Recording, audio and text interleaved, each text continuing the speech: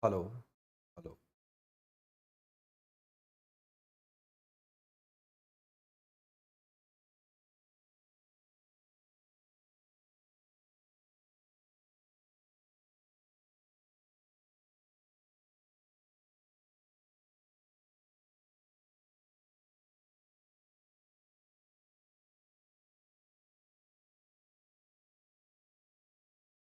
Good evening, everyone. So nice to see you all again. Yes, beta. Actually, I have provided the PDF. मैंने PDF just after the session I have provided to Prep Ladder. I know. I'm really sorry for that. That Dr. Sudhanshu, I know the PDF probably they are uploading. So my part was over yesterday. I provided to the team. Probably they are making some changes, and I just talked to them, the Ladder team. They assured me that they are in process, and within few hours the PDF will be uploaded on PrepLadder app. Okay, so don't worry about PDF. I have shared the PDF yesterday only, and it will be very soon provided to you. Don't worry. Don't worry. I'll take care. Okay. Sure. I hope you enjoyed the yesterday session. Today's session will be even more intense, beta, and I'll make sure that I will not leave anything.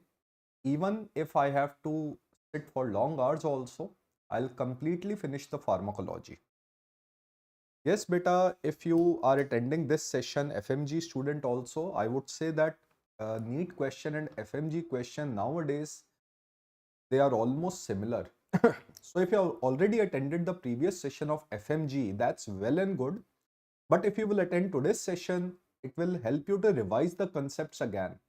And if you will revise again this volatile subject like pharmacology, it needs repetitive revisions.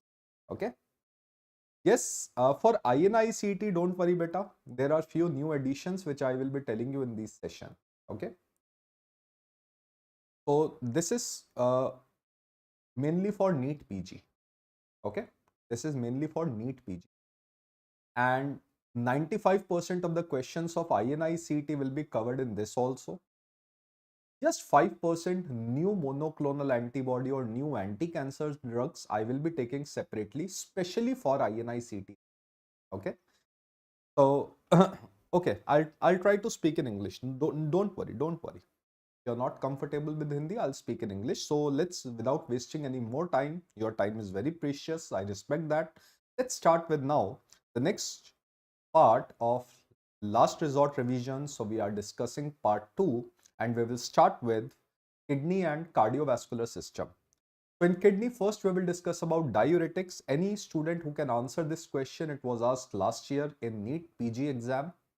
Which of the following diuretic is matched correctly with its primary site of action on this nephron? So osmotic diuretic, they act on distal convoluted tubule, false. Thiazide diuretics, they act on proximal convoluted tubule, false. Carbonic anhydrase inhibitor, they act on is proximal PCT, true, and potassium sparing diuretic, they act on collecting duct, true. So our answer will be B. Beta B. B will be the correct answer. Don't worry. Let's discuss all diuretic at one place. So the first class of diuretic we have is the first class of diuretic we are having is carbonic anhydrase inhibitor. And all carbonic anhydrase inhibitor, they will end with the word zolamide or amide. You can see zolamide or amide word will come in there. Sir, why they are ending with the word zolamide or amide? Because they are derivative of one antibiotic sulfonamide. And any drug which is sulfonamide derivative is contraindicated in sulfa allergy. Now, what is their primary site of action? We will mark this point. They act on PCT of nephron. So they act on PCT, proximal convoluted tubules of nephron. And don't worry, beta, we are taking MCQ. And after solving an MCQ, we are discussing topics also. That will help you better, I believe. Straight away MCQ will not help you. So what are the uses of acetazolamide-like drug? Mnemonic is GAME. So they are used in glaucoma, as we discussed yesterday. Remember, they are given for alkalinization of urine. Now, they are the drug of choice for mountain sickness. So we discussed it yesterday. Drug of choice for mountain sickness is acetazolamide. And they are also given sometimes in the treatment of epilepsy. Now, if you talk about their side effect, we can remember a mnemonic base. The only diuretic which can lead to bone marrow suppression is acetazolamide. Why? Because of sulfa allergy. They can increase ammonia levels in the blood. That is why they are contraindicated in a patient of liver disease, because ammonia will not be converted into urea, and ammonia can damage brain, encephalopathy can happen, and they can cause stones in kidney. They can cause kidney stones, basically calcium phosphate stones. Now, any diuretic which is given for the treatment of calcium stone, yes, acetazolamide causes calcium phosphate stone. For the treatment of calcium stone, we give another diuretic, that is thiazide diuretic. Agreed? Now, osmotic diuretic, we have a very important drug, mannitol. It is given IV, 20% solution, and it acts on the next part of the nephron, that is loop of Henle. So it acts on loop of Henle. Now remember, mannitol being an osmotic diuretic, it will increase plasma osmolarity. And if plasma osmolarity is increased, CSF production will fall. And if CSF production will fall, intracranial pressure will fall, ICP will fall. Similarly, aqueous production in eye will also fall. That is why intraocular pressure will also fall. That is why mannitol, remember, that is why mannitol, it is the drug of choice for which edema in brain? It is the drug of choice for cerebral edema, and it is also given, yesterday we discussed, in glaucoma also. Now remember, there is a technique when we do dialysis of a person. Remember, when there is a dialysis we are doing in a person, filtering of blood, it can lead to decrease in osmolarity of plasma. So plasma osmolarity decreases when we do dialysis, and decrease in plasma osmolarity can lead to cerebral edema. That is why, to maintain plasma osmolarity and to prevent cerebral edema during dialysis, this condition is known as dialysis disequilibrium. The drug of choice is mannitol. So mannitol is given in dialysis disequilibrium. Last year NEET PG question. Now mannitol, remember, excrete all metals in urine. So first metal is lithium in chemistry. Second metal is platinum, cisplatin, anti-cancer drug. So it is given in the treatment of lithium toxicity and cisplatin toxicity. But remember, the follow-up question is, which diuretic is absolutely contraindicated in CHF, chronic heart failure or heart failure? Which diuretic is contraindicated? That is mannitol. Mannitol is also contraindicated in kidney failure because it increases plasma osmolarity. It will put more pressure on the heart. The patient heart will die. Next diuretic beta we have is loop diuretic. Now loop diuretic, they act on this part of the nephron, which you call it as medullary portion of thick ascending limb. On medullary portion of thick ascending limb, there is a transporter known as sodium potassium 2 chloride transporter.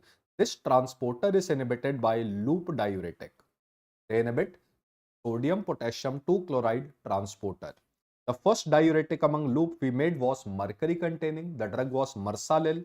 Nowadays we don't use because we all know that mercury in poisoning, it damages ear, it is highly ototoxic.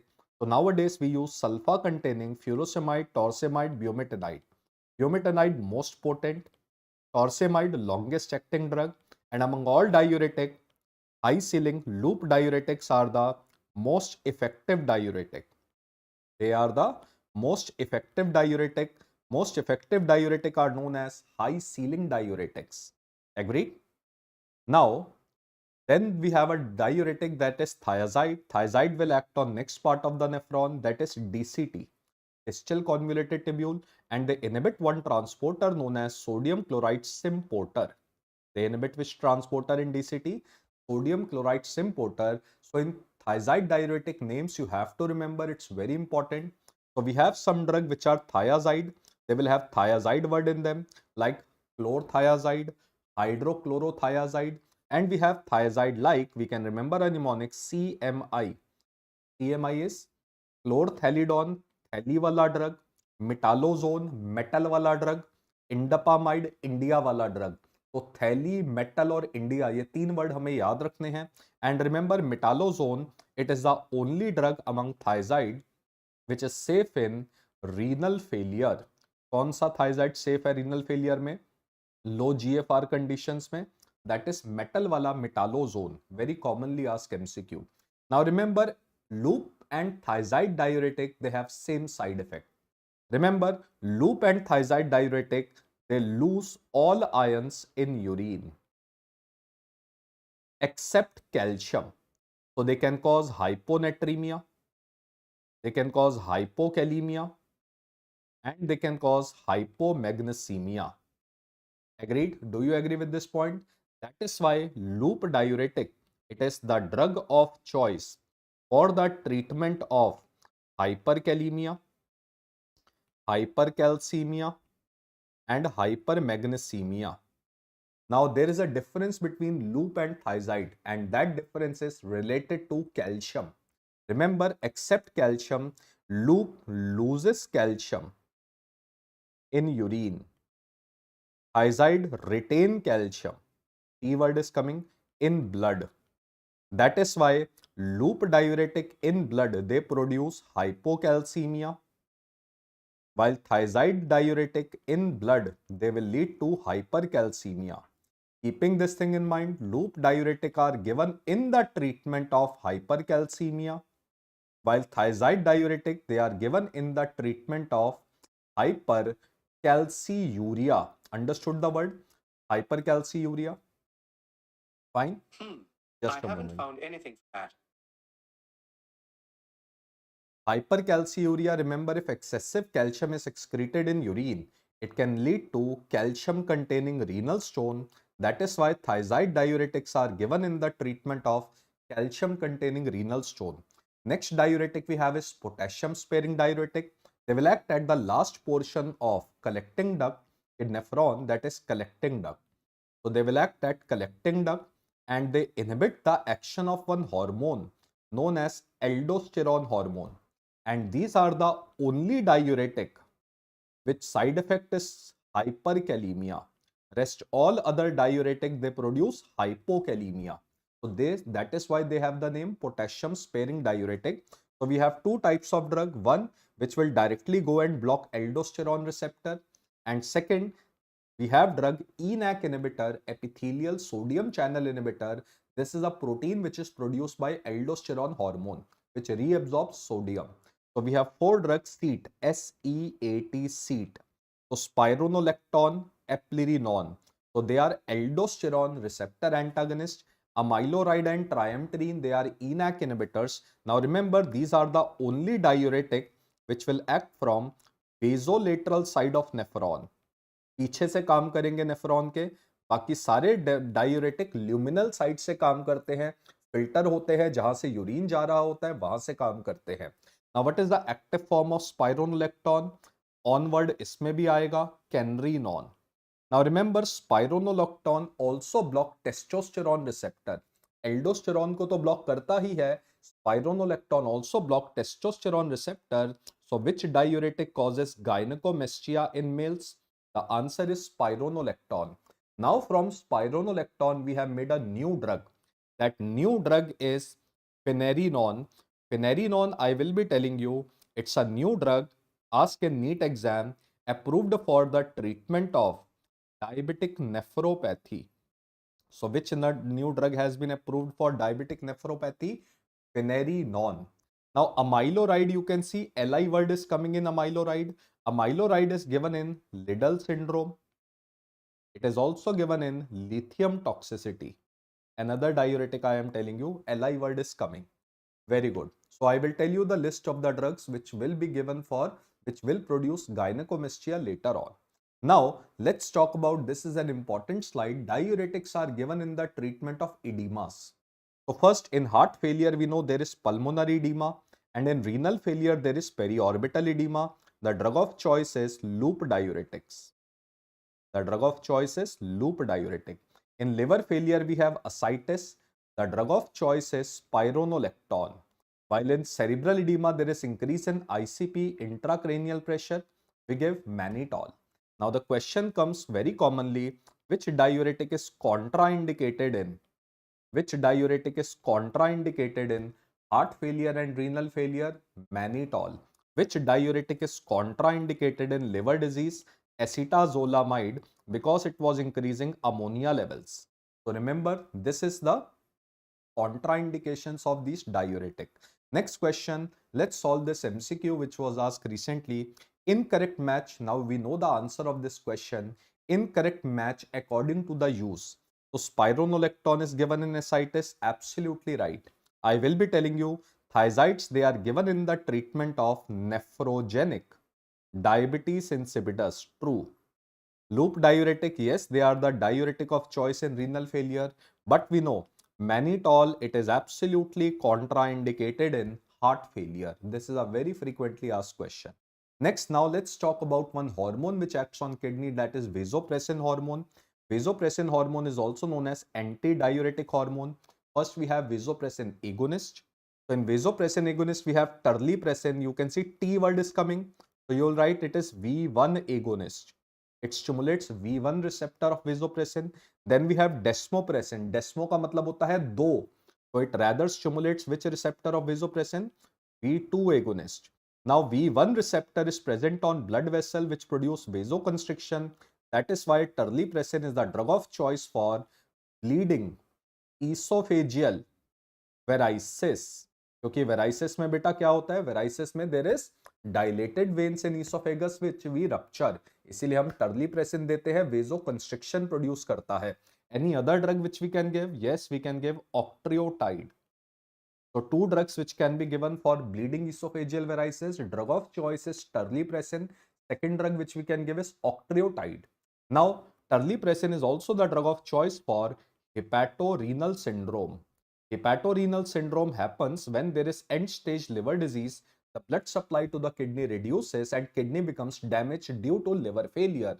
So when we give terlipressin, it will increase blood pressure in kidney. It will improve renal blood flow. Terlipressin can be given. Now what about desmopressin? Desmopressin is given in hemophilia A because the V2 receptor increase the production of clotting factor 8. Desmopressin is also the drug of choice for neurogenic diabetes insipidus. So neurogenic diabetes insipidus give desmopressin. Nephrogenic diabetes insipidus give thiazide diuretics. I hope I'm not very fast with you. Agreed? Because it's a very rapid revision. Okay. So I hope you all are comfortable with my speed and pace. Even if you miss something, you can watch the video again. Okay. Each and every point I'm speaking is a potential question. Now we have a drug, vasopressin antagonist. These drugs are known as Veptans. These drugs are given in the treatment of chronic SIADH. SIADH stands for syndrome of inappropriate ADH secretion. When there is excess of ADH, we give these drugs Veptans. But one antibiotic can be given, demeclocycline. Why we give this drug? Because demeclocycline blocks vasopressin receptor on kidney. It reduces the action of ADH hormone on kidney. But remember, if the patient is having acute SIADH, the symptom is hyponatremia. Acute SIADH is an emergency. Here the treatment is hypertonic saline. Here the treatment is hypertonic saline. These drugs are only given in chronic SIADH. Now remember, bedwetting in children, which is also known as nocturnal enuresis. A child requires treatment if the age of the child is more than 6 years, and the first treatment is training, not drugs. And in training, there is a very important method known as alarm method. There is an alarm when the child is about to pass out urine, alarm will ring and the child will wake up and the child will voluntarily go and pass out urine. But if training fails, then we start drugs. And there are 3 drugs which have been approved for nocturnal enuresis or bedwetting in children, that is DOI, D for desmopressin. Second is oxybutynin. And third drug is an antidepressant, imipramine. So imipramine is a tricyclic antidepressant. It relaxes bladder so that the child will not pass out urine. That's great. Now 58-year-old man was found to be have stage 2 hypertension है इसे without any comorbidities, without any comorbidity. अगर कोई और disease नहीं है, if there is only hypertension without any comorbidity, let's call this hypertension as essential hypertension. Now, which drug you will start? Anyone beta, what is the answer? Which drug you will start? All bang on, सब बहुत ही बढ़िया. The answer is you will start with thiazide diuretics. So what are the first line drug or drug of choice for essential hypertension? Remember, there are 3 first line drug for essential hypertension. That means there is no comorbidity. Only hypertension is there. The drugs are CAT. C for calcium channel blockers, DHP type. And these drugs, they will end with the word dipine. So can you tell me any famous drug? Amlodipine, nifedipine, clenidipine, very commonly used. Second, you can give ACE inhibitor. Instead of ACE inhibitor, you can give the brother of ACE inhibitor, ARB. So these drugs either end with the word pril or sartan. Which drug to be chosen? I will tell you shortly. And which diuretic is the drug of choice? You can start thiazide diuretic. So these are the 3 first line drug for essential hypertension. Now imagine you have started one drug, BP not controlled, you added second drug, BP still not controlled. Finally, you will add 3 drugs. If the BP is not controlled by 3 drug in combination, this hypertension is known as resistant hypertension. Resistant hypertension is BP not controlled by how many drugs? 3 drugs in combination. So which drug you will add? You will add the 4th drug, which is considered to be the drug of choice for resistant hypertension, either spironolactone or its brother eplerenone. They were aldosterone receptor blocker. But recently, a new update, few months back, a new drug got approved for resistant hypertension. Probably I have told you the name of this drug yesterday also. Try to tell me which class of drug I am talking about. Let me write the name. Aprocitentan. Can you tell me which drug I am talking about? Aprocitentan. So it's a new drug for resistant hypertension. Entan word is coming. Can you tell me its mechanism of action? Yesterday I have told you entan word is coming. Yes, FANS, absolutely great. Now let's talk about the choice of drug will change if the patient is having some hypertension with other disease or comorbidity. Very good, beta. So if the patient is having hypertension with CKD, chronic kidney disease, which has microalbuminuria, hypertension with diabetes, stroke, retinopathy and scleroderma, then we start a class of a drug ACE inhibitor as the first line drug. So all ACE inhibitor, they will end with the word pril, like lisinopril, captopril, ramipril, etc. But ACE inhibitor has a side effect. ACE inhibitors, they increase bradykinin level. And because of bradykinin, the patient can have dry cough, the patient can have allergic reaction, angioedema, swelling on face. So if the patient is having dry cough or angioedema due to pril drugs or ACE inhibitor, then instead of ACE inhibitor, we will start ARB. ARB drugs are sartans. So you can start telmisartan, any other sartan you can start. Now hypertension with peripheral vascular disease. So let me write peripheral vascular disease as Raynaud's disease, renal artery stenosis. Then in that case, you will start calcium channel blocker DHP type. These drugs, they will end with our dipine, like amlodipine, clenidipine, etc. Now, if the patient is having hypertension with this heart disease, let's say stable angina, hypertrophic obstructive cardiomyopathy, aortic dissection, then we start a drug, beta blockers will become the drug of choice. But beta, we discussed beta blockers, they end with the word lol, like atenolol, metoprolol, they are contraindicated in asthma. So the question which was asked previous year in NEET exam was, a patient is having hyperthyroidism, but the patient is asthmatic. Would you start beta blocker? No. In that case, if the patient is asthmatic, shift this beta blocker to calcium channel blockers like verapamil or diltiazem. So we will start this drug. These calcium channel blocker are known as non-DHP type. So dipines are known as DHP type. These drugs are known as non-DHP type. I hope you have understood the basic concept behind it. Now, next question. A known patient of hypertensive patient came to emergency with the complaints of palpitation and shortness of breath. Her BP is 140 by 220 by 140. Remember, if the blood pressure is more than 180 by 120, this is known as hypertensive crisis. That means it is an emergency situation. So, which of the following drugs should not be given in the treatment of this disease? The answer for this question is beta, mannitol should not be used. So, mannitol is contraindicated in hypertension because it can lead to heart failure. So, the answer is mannitol. So, let's talk about management of hypertensive crisis. So, if the BP is more than 180 by 120, we label the patient as hypertensive crisis. So, let's say a patient came to OPD, BP is high, but right now there is no organ damage. If there is no organ damage, we call it as hypertensive urgency. But if end organ damage has occurred, let's say MI has occurred, stroke has occurred, aortic dissection has occurred. If end organ damage has occurred, then we call it as hypertensive emergency.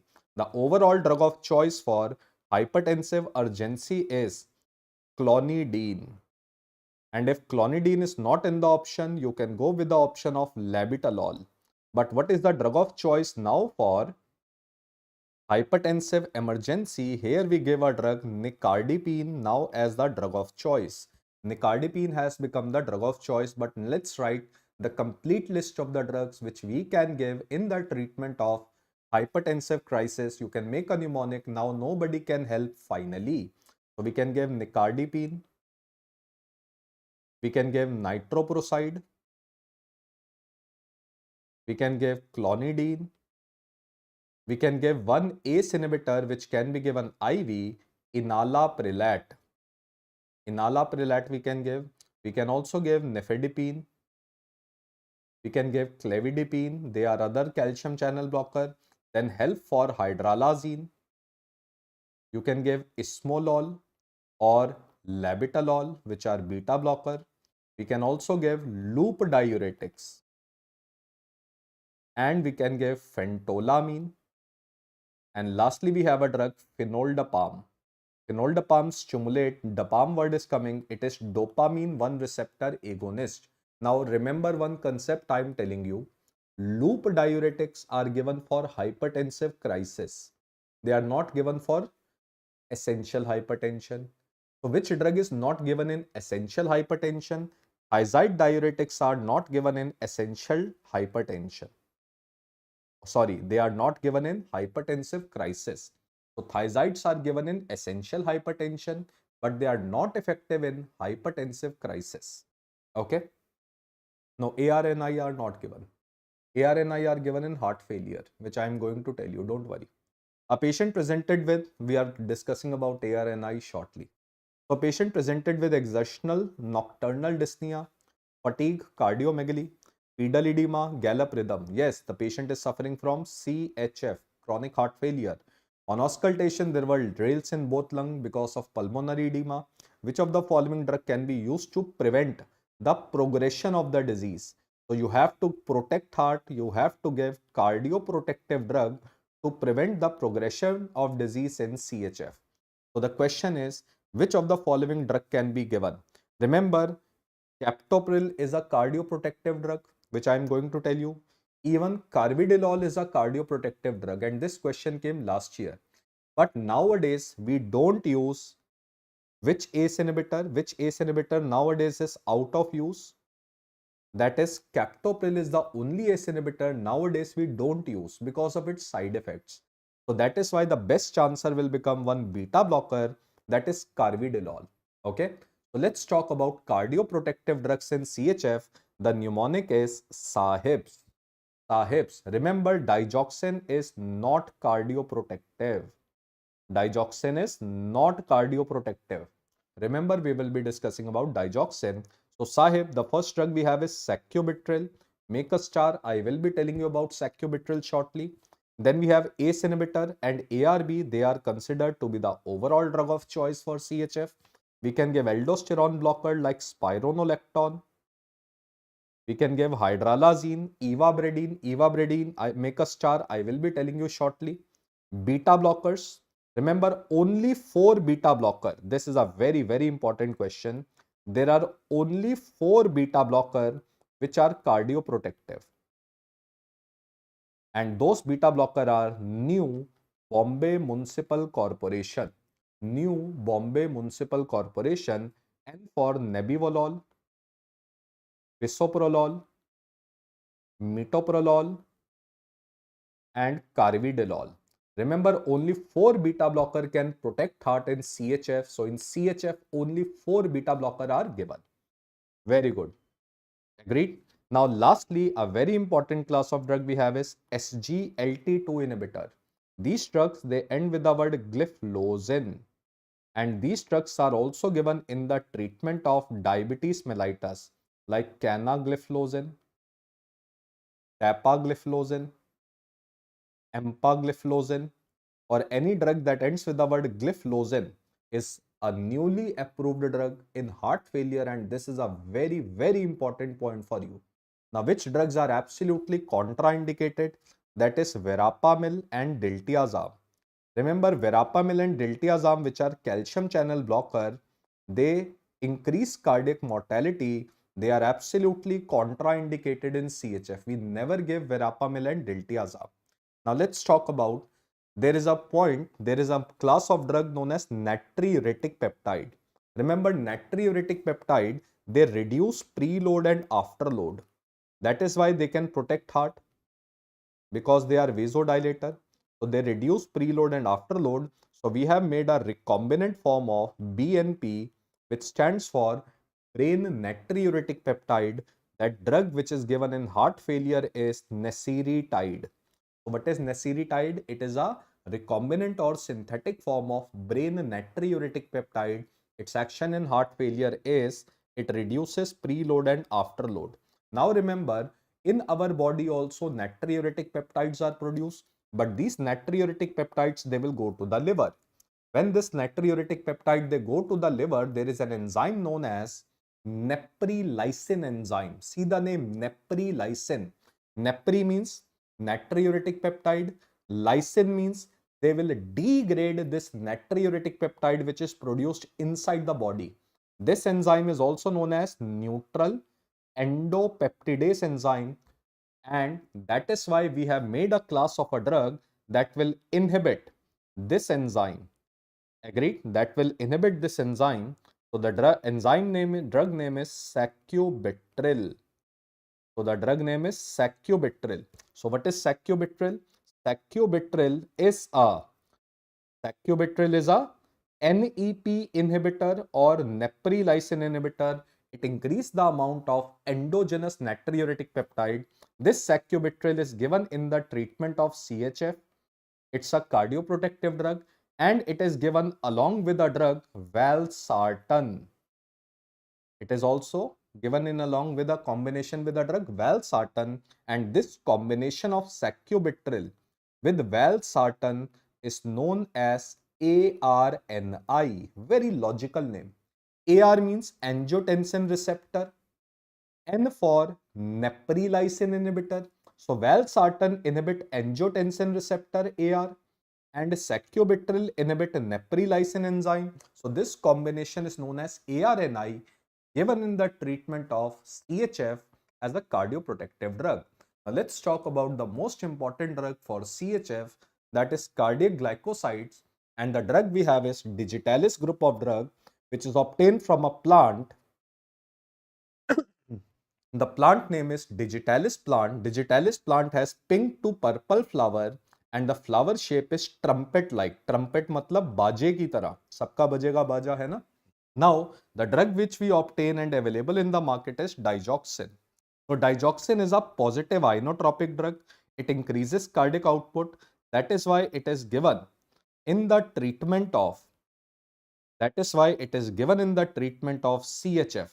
Last stage of CHF is known as decompensated state, when there is decrease in cardiac output. Now the question arises, why? Because digoxin inhibit one transporter, sodium potassium ATPase, which produce inotropic effect. which increases cardiac output. Now, digoxin inhibit SA node and digoxin inhibit AV node. That is why it has negative chronotropic effect. That is why it has negative dromotropic effect. It decreases heart rate. So don't you think these are similar to vagus nerve? So these are vagomimetic effects of digoxin. Because digoxin inhibit SA node and AV node, it is given to control atrial arrhythmias. So it is given in the treatment of SVT like AF. Supraventricular tachycardia, like atrial flutter and fibrillation, we give digoxin for the treatment. Another use. Now, what is the main side effect of digoxin? The most common side effect of digoxin is nausea and vomiting. Now, digoxin in eyes causes yellow vision. Yellow vision beta is known as xanthopsia, and this is a very specific side effect of digoxin. Very specific side effect of digoxin, and digoxin blocks testosterone receptor, which can lead to gynecomastia, and the list of the drugs which can cause gynecomastia is given in front of you, DISCO, which you can see from the PDF later on. Agree? Now, digoxin causes yellow vision. Which drug causes blue-green color blindness? Blue-green color blindness. The drug is sildenafil. Sildenafil causes blue-green color blindness. Viagra. So how we can remember? Remember, Viagra is known as blue pill. Its color is blue. It causes blue-green color blindness. Which anti-tubercular drug causes red-green color blindness? Ethambutol. So these color blindnesses you have to remember. Now digoxin, it is excreted in urine by a transporter known as P-glycoprotein. Now there is a drug which is a P-glycoprotein inducer. The drug is rifampicin. Can we say rifampicin reduce the effect of digoxin? Because digoxin will be excreted out in urine, and we have P-glycoprotein inhibitor. So try to remember a drug verapamil, and try to remember erythromycin and clarithromycin. Erythromycin, clarithromycin and verapamil, remember, they increase the toxicity of digoxin. Because digoxin will not be excreted out in urine, a recent question was clarithromycin causes digoxin toxicity. Now, digoxin is contraindicated in hypokalemia and hypomagnesemia. Digoxin is also contraindicated in Wolff-Parkinson-White syndrome. Wolff-Parkinson-White syndrome. And digoxin is contraindicated in hypertrophic obstructive cardiomyopathy. Now, remember, loop diuretics and thiazides, they themselves cause hypokalemia and hypomagnesemia. That is why loop and thiazide, they increase digoxin toxicity. Now, what is the treatment of WPW syndrome? WPW syndrome, there is abnormal conductive pathway on the heart. So, radiofrequency ablation of abnormal pathway, which you call it as bundle of Kent, must be destroyed. But if you talk about what is the drug of choice for WPW syndrome, that depends upon if the patient is having previous MI or not. No MI, no previous MI. If the patient is having previous MI, in WPW syndrome, we give procainamide. And if the patient is having no previous MI, in WPW syndrome, we give a drug flecainide. They are anti-arrhythmic drug. Now, what is the treatment of HOCM, hypertrophic obstructive cardiomyopathy? The drug of choice is beta blockers. But there is a new drug recently got approved for HOCM. The drug name is mavacamten. Mavacamten is a myosin inhibitor which reduces the contractility of the heart. Because of this reason, slowly and slowly the hypertrophy of the heart reduces. Mavacamten. Now, which of the following drug is not used in heart failure? Now, I hope you can give me the answer of this question very easily. So, sacubitril, is it given in heart failure? Absolutely right. Metoprolol, beta blocker, yes, cardioprotective. Nasiritide, recombinant form of brain natriuretic peptide, given. So, remember the answer for this question is trimetazidine. Last year question, trimetazidine is rather given in the treatment of angina, not in heart failure. So it is given in angina. So let's talk about drugs for angina. We have three first line drug for angina, that is BCN. Beta blocker, calcium channel blocker, nitrate. Remember, beta blocker, they are the drug of choice for chronic long-term treatment of stable angina. But beta blocker are contraindicated in vasospastic angina because they themselves can cause coronary vasospasm. Calcium channel blockers like amlodipine, nifedipine, they are the drug of choice for chronic vasospastic angina, which is also known as Prinzmetal angina. Then we have nitrates like GTN, glyceryl trinitrate, ISDN, isosorbide dinitrate, ISMN, isosorbide mononitrate. They are the drug of choice for acute attack of angina. They are the drug of choice for acute attack of angina. And what is their mechanism of action? Their main mechanism of action is nitrates, they are venodilators. Because they are venodilator, they reduce preload on the heart. That is why nitrates, they are given in acute attack of angina. The main side effect of nitrate is tolerance. With time, the effect of nitrate reduces. Nitrates, they show tolerance. Remember this part. Now, second line drug for angina, we can remember a mnemonic, no drift. No drift. So, N for Nicorandil, a very commonly asked question where Nicorandil is used. We can very well see CO word is coming, DIL word is coming. So COR and DIL word is coming. So can we write COR and DIL word is coming in Nicorandil? So Nicorandil is a coronary dilator. It is a coronary dilator. How it dilates coronary artery? It opens potassium channel. It is a potassium channel opener which dilates coronary artery. Then we have another drug, dipyridamole. Dipyridamole is banned. Which drug is banned for angina? Dipyridamole has been banned for angina because it causes coronary steal syndrome. It causes coronary steal syndrome. That is why it has been banned for angina. Which general anesthetic drug can cause coronary steal syndrome? Remember isoflurane. Isoflurane is a general anesthetic drug which can lead to coronary steal syndrome. Then we have ranolazine. You can see Na word is coming. It blocks sodium channel. Ranolazine blocks sodium channel, but its side effect is it blocks potassium channel also. Blocking of potassium channel can lead to QT prolongation on heart. Then we have a drug ivabradine. Brady word is coming, so it causes bradycardia. How ivabradine causes bradycardia? By inhibiting SA node. How it inhibits SA node? They block special funny channels on SA node. It blocks special funny channels on SA node. And next drug we have is trimetazidine. Tri word is coming. You can write tri. Tri word is coming and meta word is coming.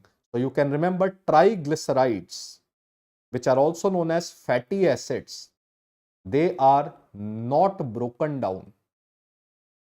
How they are not broken down in heart? By inhibiting one enzyme, PFOX inhibitor. PFOX means partial fatty acid oxidation inhibitor. So can we say it will shift the metabolism? Metabolism of the heart will shift from fats to glucose. Now the heart will utilize glucose. This is the main mechanism of action of trimetazidine. So I hope you can easily identify with the name trimetazidine.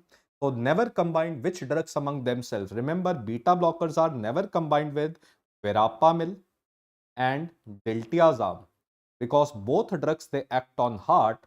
They can cause severe bradycardia and the patient can have sudden death. Patient can have sudden death. Similarly, nitrates, they are never combined with which drug? They are never combined with sildenafil and tadalafil. Sildenafil and tadalafil are never combined with nitrate because they can lead to severe hypotension. And because of severe hypotension, patient can have sudden death. Now remember, there must be a gap between nitrate and sildenafil. There should be a gap of 24 hours. And between nitrate and tadalafil, there should be a gap of T for tadalafil is coming. T for, you can remember, 3 days. So 3 days T for tadalafil, it is a longer acting drug. So the gap should be 3 days. Now, which of the following anti-arrhythmic drug, match the following anti-arrhythmic drug with their mechanism of action? So sodium channel blocker. Which drug is a sodium channel blocker? Quinidine. So 1 ka A. Potassium channel blocker. The answer is ibutylide. 2 ka D. Then we have calcium channel blocker. Verapamil. 3 ka B. And which drug is a beta blocker? They will end with the word lol. We know ismolol is a beta blocker. 4 ka C. So you can find out which is the best answer. I think C is the correct answer. Agreed? That's great. So let's classify all anti-arrhythmic drug. Anti-arrhythmic drug, we follow a classification, William Vaughan Singh classification. According to them, anti-arrhythmic drug are of for 5 classes. Class 1 to 5. Let's focus on class 1 to 4 first. 1 to 4, we can remember a mnemonic SOBIPOCA. So we can pronounce it SOBIPOCA. So for sodium channel blocker, BE for beta blocker, PO for potassium channel blocker, and CA for calcium channel blocker. Remember, sodium channel blocker, which are class 1, they are further divided into 1A, 1B and 1C, depending upon what they will do with potassium. 1A, they will block potassium. 1B, they will open potassium. So remember, B block nahi karta, A wala block karta hai, and most of the 1C have no effect on potassium channel. Now all beta blocker are under which class? All beta blocker are under class 2 except one beta blocker, that is sotalol. कौन सा beta blocker class 2 में नहीं होता? That is sotalol. Sotalol is the only beta blocker which is under class 3 that has potassium channel blocking property. And lastly, we have calcium channel blocker. What are class 5 agent miscellaneous? Don't worry, I will be telling you a mnemonic ADAM. ADAM से एक mnemonic पढ़ेंगे miscellaneous drug में. Now, if you can focus on this list, there are 2 classes of drug which block potassium. So which antiarrhythmic drug block potassium? Class 1A and class 3. Remember, any drug which blocks potassium channel, it has a side effect of QT prolongation. So which antiarrhythmic drug themselves can cause QT prolongation? Class 1A and 3, and they can precipitate one arrhythmia known as torsades de pointes. So remember, class 1A and class 3 agent, they themselves can precipitate torsades de pointes. So we don't give these drugs in these arrhythmia. So let's talk about class 1A. In class 1A, mnemonic is Cupid. So which drugs we have? We have Cupid. So Cupid, we have quinidine. Remember, quinidine, it is metabolized by D. D matlab CYP2D6. Its most common side effect is diarrhea. So remember, D with quinidine. Procainamide is a part of SHIP drugs. So SHIP drugs are sulfonamide, hydralazine, isoniazid and procainamide, and all SHIP drugs, they produce a side effect of DLE, that is drug induced SLE. Now we have one B agent, mnemonic is leave PMT. So leave PMT. So lignocaine, phenytoin, mexiletine and tokenite. Try to remember lignocaine and mexiletine. Lignocaine is given in the treatment of ventricular fibrillation, but remember, now the drug of choice for ventricular fibrillation has become amiodarone because it is the most effective drug. Agreed? Now lignocaine, remember, it is given IV, and mexiletine is an oral prodrug of lignocaine. Mexiletine is an oral prodrug of lignocaine. Question comes, which antiarrhythmic drug is also given in the treatment of diabetic neuropathy? In diabetic neuropathy, we can give mexiletine as a new drug recently got approved. In 1C, remember famous Prime Minister. Famous Prime Minister, flecainide is the commonly asked question. Try to remember, it is under class C, and we have discussed flecainide is contraindicated in MI patient. We don't give flecainide drug if the patient is having previous heart disease. This point we discussed in WPW syndrome. So let's talk about what are the drugs we have in potassium channel blocker. So the mnemonic is DVAS. D for dofetilide, ibutylide, vernaculant. Try to remember amiodarone and sotalol. So which beta blocker is under class 3, that is sotalol. So amiodarone, remember, it is the most effective antiarrhythmic drug, and it is now considered to be the drug of choice for ventricular fibrillation. It is also the longest acting antiarrhythmic drug also. So amiodarone, remember, question comes very, very frequently. So let's talk about side effect of amiodarone. Remember, in amiodarone, IOD word is coming. IOD means it contains iodine. How much iodine? 37%. Because of iodine, the first side effect is thyroid problem. It can cause hypothyroidism and hyperthyroidism. Maximum what is seen is hypothyroidism. That is why we made a drug, a modification of amiodarone, dronadarone. Here IOD word is not coming, no iodine.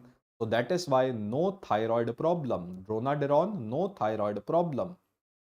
Now the second side effect of amiodarone is clip, T-clip. It causes cornea verticillata. It deposits in cornea just like a tree. It is also known as vortex keratopathy. Vortex keratopathy, deposition of amiodarone on cornea. It can damage liver. It can lead to interstitial lung fibrosis. And the color of iodine, you know, is purple or blue. So it can lead to purple man syndrome, which is sometimes known as Smurf syndrome. Okay, which is also known as Smurf syndrome. Fine. Fine. I hope you are able to understand. Okay, all these are one-liners. Yes, purple or blue man. Now, class 5 agents, I have told you a mnemonic ADAM. Atropine, it is a drug of choice for bradycardia. Agreed. Digoxin, I have told you, it is given in SVT if the patient is having CHF. Adenosine, remember, it is the drug of choice for adenosine. It is the drug of choice for acute attack of PSVT. PSVT stands for paroxysmal supraventricular tachyarrhythmia. The dose of adenosine is 6, 12, 12 milligram maximum. 3 injections we can give. So the total dose of adenosine will become 30 milligram. So the total dose of adenosine, we can give 3 injections, 6, 12 and 12. And the main side effect of adenosine is, just like beta blocker, it can also cause asthma.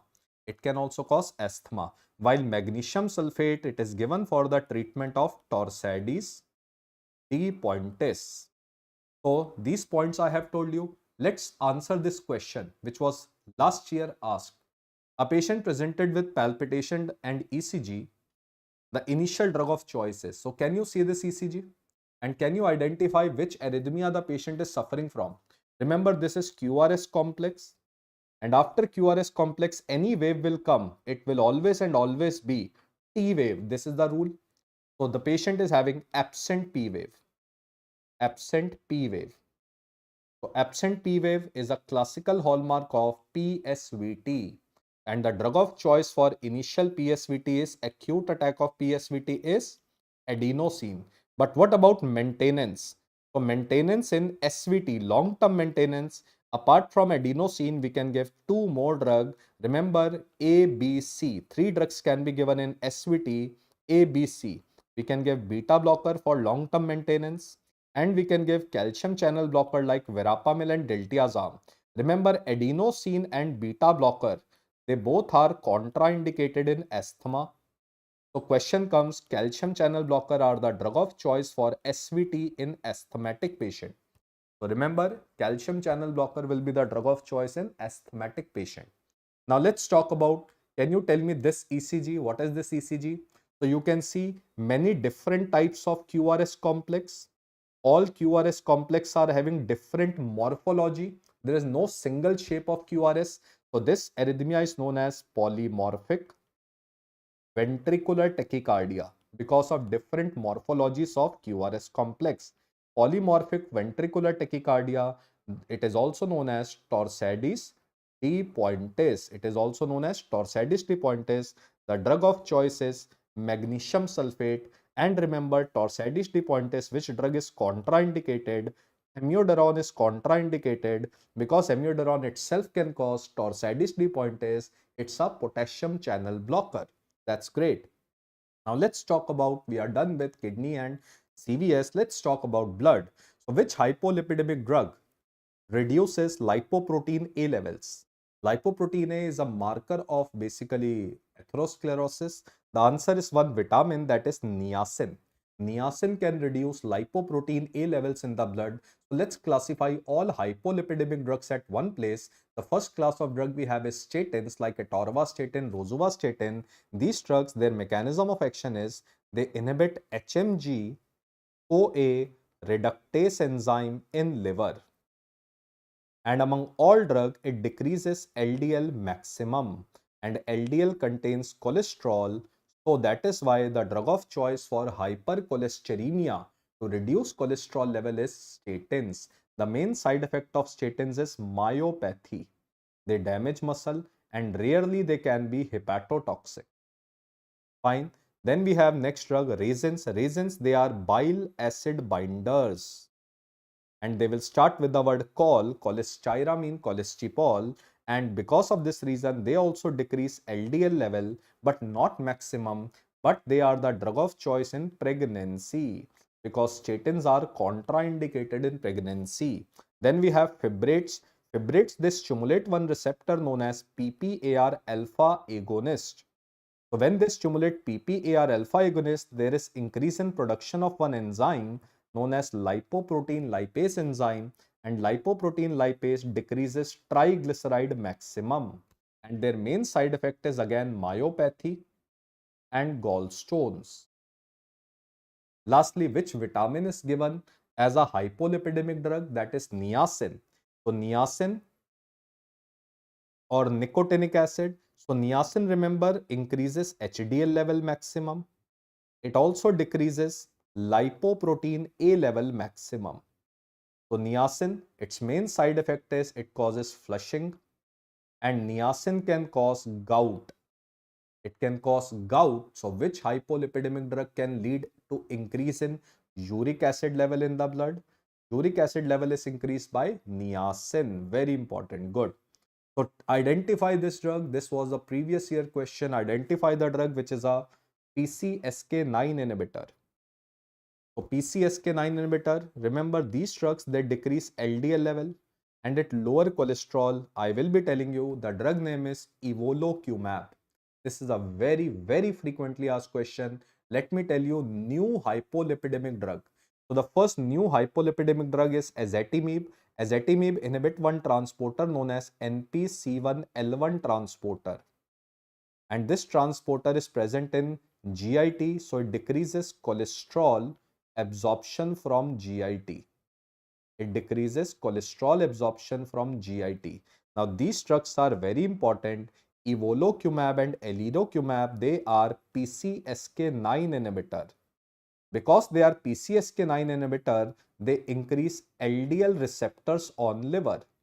And as LDL receptors on the liver is increased, liver will remove LDL or cholesterol from the blood. So it decreases LDL in blood. That is why it decreases cholesterol level in the blood. Now, how to identify these two monoclonal antibody? You have to identify LOC word in them. आपने कौन सा word identify करना है बेटा? LOC word identify करना है. LO का मतलब lowering of cholesterol.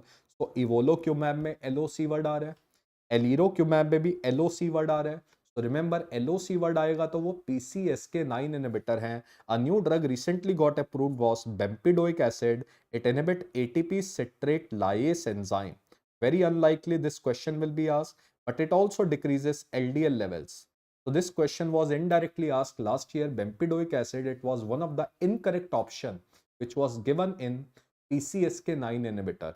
So try to remember PCSK9 inhibitor, very important. So which of the following antiplatelet drug is against GP2B3A?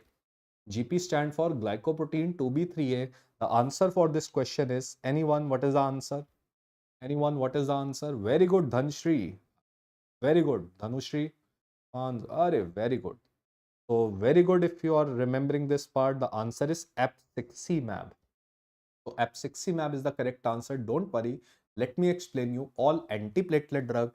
Antiplatelet drug are given in the treatment of MI, stroke, ischemic stroke, and Buerger's disease. And everywhere the drug of choice is aspirin. With aspirin, we add other antiplatelet drug. It becomes dual antiplatelet therapy. The next class of drug we have is ADP receptor blocker or P2Y12 blocker. These drugs, they will end with the word grel or grelor. तो हमें कौन सा word identify करना है? ग्रेल और ग्रिलॉर word identify करना है. तो रिमेंबर, ग्रेल और ग्रिलॉर वर्ड आइडेंटिफाई करना है. Clopidogrel, prasugrel, ticagrelor, cangrelor. Remember, जितने भी ग्रेल वाले ड्रग्स हैं, they are prodrugs. Prodrug मतलब इनएक्टिव ड्रग. और जितने भी ग्रिलॉर वाले ड्रग हैं, they are active drugs. So they are given as an add on drug with aspirin in the treatment of MI. But remember, important question, prasugrel, ticagrelor and cangrelor, last वाले तीन drug, they are contraindicated in stroke patient. They are only given in MI patient. prasugrel, ticagrelor और cangrelor, remember, इनको हम सिर्फ और सिर्फ MI वाले patient में देते हैं, स्ट्रोक में नहीं देते. Next class of drug we have is phosphodiesterase 3 inhibitor. How we can remember? P for pentoxifylline, D for dipyridamole, 3 is the third alphabet. The drug is cilostazole. These drugs are given as an add-on drug with aspirin for the treatment of stroke and Burgess disease. Remember, these drugs are contraindicated in MI patient. Fine. तो aspirin हर जगह दिया जाता है. ग्रेल और ग्रिलॉर वाले जो drugs हैं वो स्ट्रोक में नहीं देने. फॉस्फोडाइएस्ट्रेस इनहिबिटर स्ट्रोक में देने हैं, एमआई में नहीं देने. Lastly we have a drug GP2B3A inhibitor it, that is eptifibatide. Abciximab आपसे मोस्ट कॉमनली पूछा जाता है. And tirofiban, they inhibit platelet aggregation. So now tell me the answer of this question. A 52 patient with deep venous thrombosis (DVT) was started on a new drug. After 2 days, he presented with given finding. Which of the following drug is implicated? Remember, there is limb necrosis or toe necrosis with an, okay, it is also known as purple toe syndrome, not purple man syndrome. Purple toe syndrome. The answer is warfarin. Remember, warfarin in initial 5 days. In initial 5 days, it reduces protein C and protein S levels. Protein C and protein S are anti-clotting factor. So that is why warfarin in initial 3-5 days increases coagulation. Because of deficiency of protein C and S, there is hypercoagulable state. It can lead to limb necrosis or toe necrosis. But remember, what about heparin? Remember, heparin after 5 days. Heparin after 5 days increases thrombosis. Warfarin क्या करता है बेटा? Initial 5 दिन में करता है. Heparin से भी हो सकती है, but after 5 days it causes one dangerous side effect known as HIT, जिसमें थ्रोम्बोसिस हो सकती है. That is heparin induced thrombocytopenia. So if you see the question is asking about 2 days. पहले 5 दिन में वारफरिन से कोगुलेशन बढ़ती है, आखिरी के 5 दिन के बाद हेपेरिन से ब्लड वेसल की ब्लॉकेज हो सकती है because of this side effect. So let's talk about oral anticoagulant. So oral anticoagulant, we have 3 drug, vitamin K antagonists. They are also known as coumarins. Then we have direct factor 10 inhibitor and direct thrombin inhibitor. So in vitamin K antagonist, we have warfarin, acetylcoumarin, bis-hydroxycoumarin, dicumarol. They inhibit one enzyme in liver, weak or C1 enzyme, vitamin K dependent enzyme. That is why they decrease the synthesis of clotting factor 2, 7, 9 and 10 in liver. Then we have direct factor 10A inhibitor. These drugs, they will end with the word Exaban. Exa means they are inhibiting factor 10A. So rivaroxaban, apixaban, edoxaban and brixaban, they inhibit factor 10 only. Then we have direct thrombin inhibitor, D for direct, TR means thrombin, inhibitor means antagonist. The drug name is dabigatran. So it will inhibit factor 2 only because thrombin is factor 2. Now remember one point, if the bleeding occurs with an oral anticoagulant drug, what is the antidote? So what is the antidote for warfarin? Warfarin antidote is vitamin K1. Agreed? Vitamin K1. What is the antidote of rivaroxaban, edoxaban, brixaban, and dexanet alpha? And dexanet is synthetic form of factor 10A. How we can remember? XA word is coming or dexa word is coming. And what is the antidote of dabigatran? Antidote of dabigatran is idarucizumab. Antidote of dabigatran is idarucizumab. It's an antibody against monoclonal antibody against dabigatran. How to remember this word? Remember दारू word आ रहा है, dabi word आ रहा है, तो एक बात याद रखनी है, dabigatran इदारू, इडारू दारू आ रहा है, इसमें दबा के दारू पियो. Agreed? Dabigatran means दबा के. Idarucizumab, daru piyo. Idarucizumab is the antidote. Agreed? Very good. I have told you this point. Now, enoxaparin is given by which route? Anyone? This question came last to last year in NEET PG. Enoxaparin is given by which route? So, enoxaparin, it is a low molecular weight heparin, which I will be telling you. It's a low molecular weight heparin. Low molecular weight heparin is given by subcutaneous injection. IV, which heparin is given? High molecular weight heparin. Intramuscular, no anticoagulant drug is ever given by intramuscular injection. It can lead to hematoma formation. So let's talk about heparins. The first form of heparin we have is high molecular weight heparin, which is also known as unfractionated heparin. It is also known as crude heparin or simply heparin. Then we have low molecular weight heparin or fractionated heparin. These drugs, they will end with the word parin, like enoxaparin, dalteparin, tinzaparin. Then we have ultra low molecular weight heparin or synthetic heparin, like fondaparinux, idraparinux. They will end with the word ultra low molecular weight heparin. They will end with the word parinux. So let's see which clotting factor they inhibit. Remember heparins. Heparins, what is their mechanism? They activate one protein in our blood, antithrombin. They activate antithrombin 3, and antithrombin 3 can inhibit factor 10 and factor 2 inside the blood. So high molecular weight heparin inhibit both factor 10 and 2. Low molecular weight heparin factor 10 more than 2, and ultra low molecular weight heparin by activating antithrombin only inhibit clotting factor 10. So how they are given? IV, subcutaneous, subcutaneous. So which heparin can be given intravenously? Intravenous heparin is high molecular weight heparin. Because intravenous route is given in emergency, that is why high molecular weight heparin is given in emergency situation like DIC. DIC stand for disseminated intravascular coagulation due to sepsis, abruptio placentae, HELP syndrome, which you have already learnt yesterday in gynae ops. So if any dangerous scenario is there, we give intravenous heparin. Now, which heparin requires APTT monitoring? Yes, any drug given IV should be required done monitoring. So APTT monitoring must be done with. Okay. Ticagrelor is contraindicated in stroke beta. Renal failure, remember, high molecular weight heparin is safe.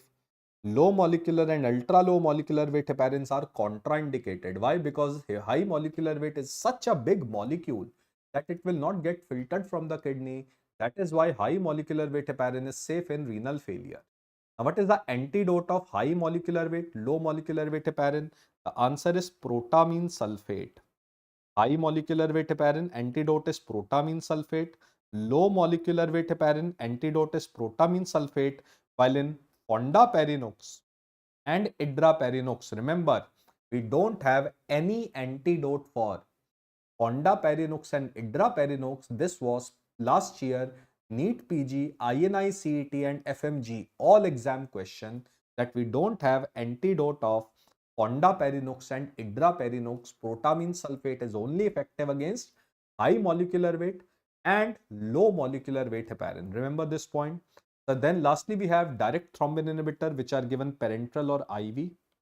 So these drugs, they end with the word ruidin, like heriudin, bivalirudin, deciruidin, and lepiridin. But we have another drug, argatroban, Prop means thrombin, AN means antagonist.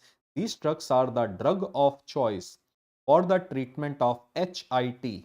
HIT stand for heparin induced thrombocytopenia, a very dangerous hypersensitivity reaction due to heparin. We give Rudin wale drug या फिर ergotroban. Try to remember ergotroban. Remember, for these drugs also we have no antidote. We have no antidote if bleeding occurs with these drugs. That is why these drugs are rarely used. They are only given in HIT. Now, which of the following options is not correctly matched? Tell me the answer of this question. Last year NEET PG question. Last year NEET PG question.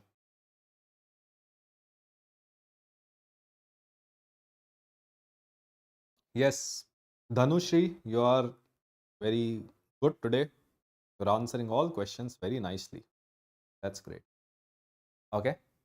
So we don't have any antidote for ultra low molecular weight heparin. That's great, beta. Last year's question. Next question. Again, this question came just 6 months back. What is the antidote of bleeding due to fibrinolytic drug like streptokinase, L-teplase, tenecteplase? What is the antidote? The antidote for fibrinolytic is C, epsilon amino caproic acid. Agreed? So let's talk about what do you mean by fibrinolytic or thrombolytic drug. Their mechanism of action is these drugs, they activate plasminogen into plasmin. And plasmin, remember, removes deposited fibrin. So fibrin gets removed by plasmin. Now we have natural enzymes. We have natural enzymes like streptokinase, urokinase. We have recombinant form of TPA. TPA stands for tissue plasminogen activator. The name itself is telling you. They will end with the word tiplase. They will end with the word tiplase. TPA word will come. Remember, retiplase and tenecteplase, they are long-acting drug. They are known as bolus fibrinolytic. They are also known as bolus fibrinolytic. Now, where fibrinolytic drug are used? The first use of fibrinolytic drug, we have to remove fibrin in STEMI. They are given in STEMI. That is ST elevated MI. They are absolutely contraindicated in NSTEMI. NSTEMI stand for non-ST elevated MI because they can cause fatal bleeding. They should be used only in life-threatening situation, that is ST elevated MI. They are also given in ischemic stroke. But remember, they are absolutely contraindicated in hemorrhagic stroke because these drugs, by removing fibrin, can start acute fatal bleeding. And the third main use is they are given in massive pulmonary embolism. They are given in massive pulmonary embolism. Best wishes, Rishu. All your hard work. So if you will remove fibrin, what will be the side effect? Remember, these drugs, their main side effect is they can start acute, fatal, internal bleeding. So these drugs can start acute, fatal, internal bleeding. They are very dangerous drugs. Streptokinase, tenecteplase drug. That is why we have antidote. Antidote of fibrinolytic is antifibrinolytic. And two drugs we have to remember. Antifibrinolytic drug, their antidote of streptokinase, tenecteplase is epsilon amino caproic acid, which we have discussed in the previous section, and tranexamic acid. So overall antidote is epsilon amino caproic acid. But yes, another drug which we can give is tranexamic acid. If both options will come, you will go with EACA, epsilon amino caproic acid. So we are done with CVS, kidney and blood. Let's start with autocoids now. So autocoid, remember, you have to believe in yourself. Chalo, let's come to sumatriptan. Sumatriptan acts on which receptor? Remember, sumatriptan acts on which receptor of serotonin? It acts on 5-HT1B1D agonist. These drugs are known as triptans. And triptans, they are given in the treatment of migraine. Which drug is 5-HT1A agonist? Buspirone. 2A word is coming. It is an anti-anxiety drug. Then we have 5-HT4 agonist. These drugs, they will end with the word pride. Anyone, any famous drug you name with the word pride? Tisapride, prucalopride. They are given in the treatment of constipation. And 5-HT3 antagonist blocker. These drugs are end with the word cetron. Heard about ondansetron? So they are given in the treatment of nausea and vomiting. They are anti-emetic drug. So I hope now you have understood and cleared which drug will act on which receptor. So keeping this thing in mind, let's नहीं glimepiride बेटा अलग है. Glimepiride है वो, गिमेप्राइड नहीं है Aditya. It is glimepiride है. ठीक है, तो प्राइड नहीं है, प्राइड वाला अलग हो गया, थोड़ा सा नाम चेंज है. ठीक है, डोंट गेट कंफ्यूज. ठीक है, चलो let's talk about 5-HT1B1D agonist. The drug is triptans, sumatriptan, rizatriptan, elatriptan, frovatriptan. Another drug we have is ergotamine. These drugs are given in the treatment of acute attack of migraine. So in acute attack of migraine, the overall drug of choice is triptans. The overall drug of choice is triptan. But if migraine occurs in pregnancy, then we give NSAIDs like paracetamol. Second point is rizatriptan rapid. Rapid means it is the fastest acting drug. Elatriptan most effective drug. Most effective drug is elatriptan. Prova means far. It is the longest acting drug. It is the longest acting drug. Sumatriptan is most commonly used drug. Most commonly used drug is sumatriptan. Another drug we have is ergotamine. Ergotamine can lead to one side effect, that is ergotism. So in ergotism, what happens? There is vasoconstriction. So there will be dry gangrene of fingers. There will be dry gangrene of fingers due to ergotamine. That is why what we did, we converted this ergotamine into dihydroergotamine. Dihydroergotamine has more alpha blocking action. Because of more alpha blocking action, it has vasodilatory property. Less risk of ergotism is seen with dihydroergotamine. So question comes, if we attach hydrogen, which action increases in ergotamine? Alpha blocking action increases in ergotamine. It will become more of a vasodilator. Less risk of ergotism happens if we do hydrogenation, if we attach hydrogen to ergot. So tell me the answer of this question. Last year INI-CET question. So we can straight away go migraine patient, tingling, numbness, hypertension. So the answer is ergotism. Ergotism. So what is the treatment of ergotism? Treatment of ergotism is give nitroprusside. So if a patient comes with this, give nitroprusside. Nitroprusside is a vasodilator given for the treatment of ergotism. Next question. What are the drugs for prevention or prophylaxis of migraine? Remember a mnemonic BACT. Remember a mnemonic BACT.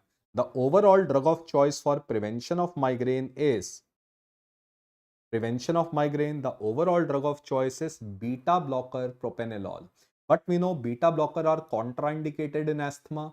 In that case, you can start anti-epileptic drug.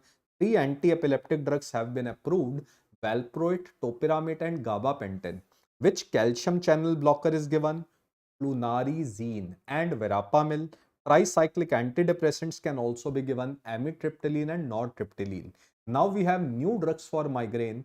They are known as CGRP inhibitor. CGRP stands for calcitonin gene related peptide.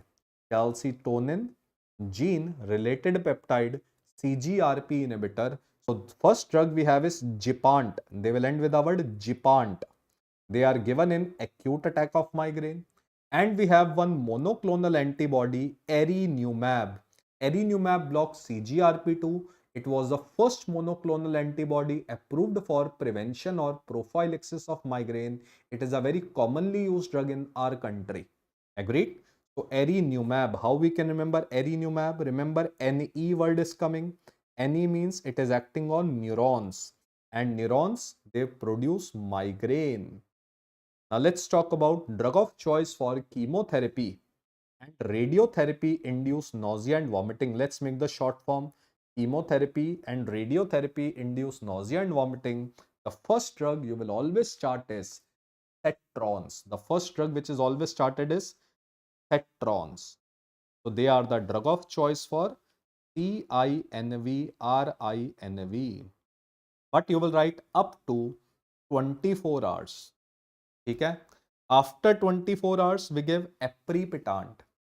Hyoscine, it is given for motion sickness, vomiting due to motion sickness. Lorazepam, it is given for anticipatory vomiting.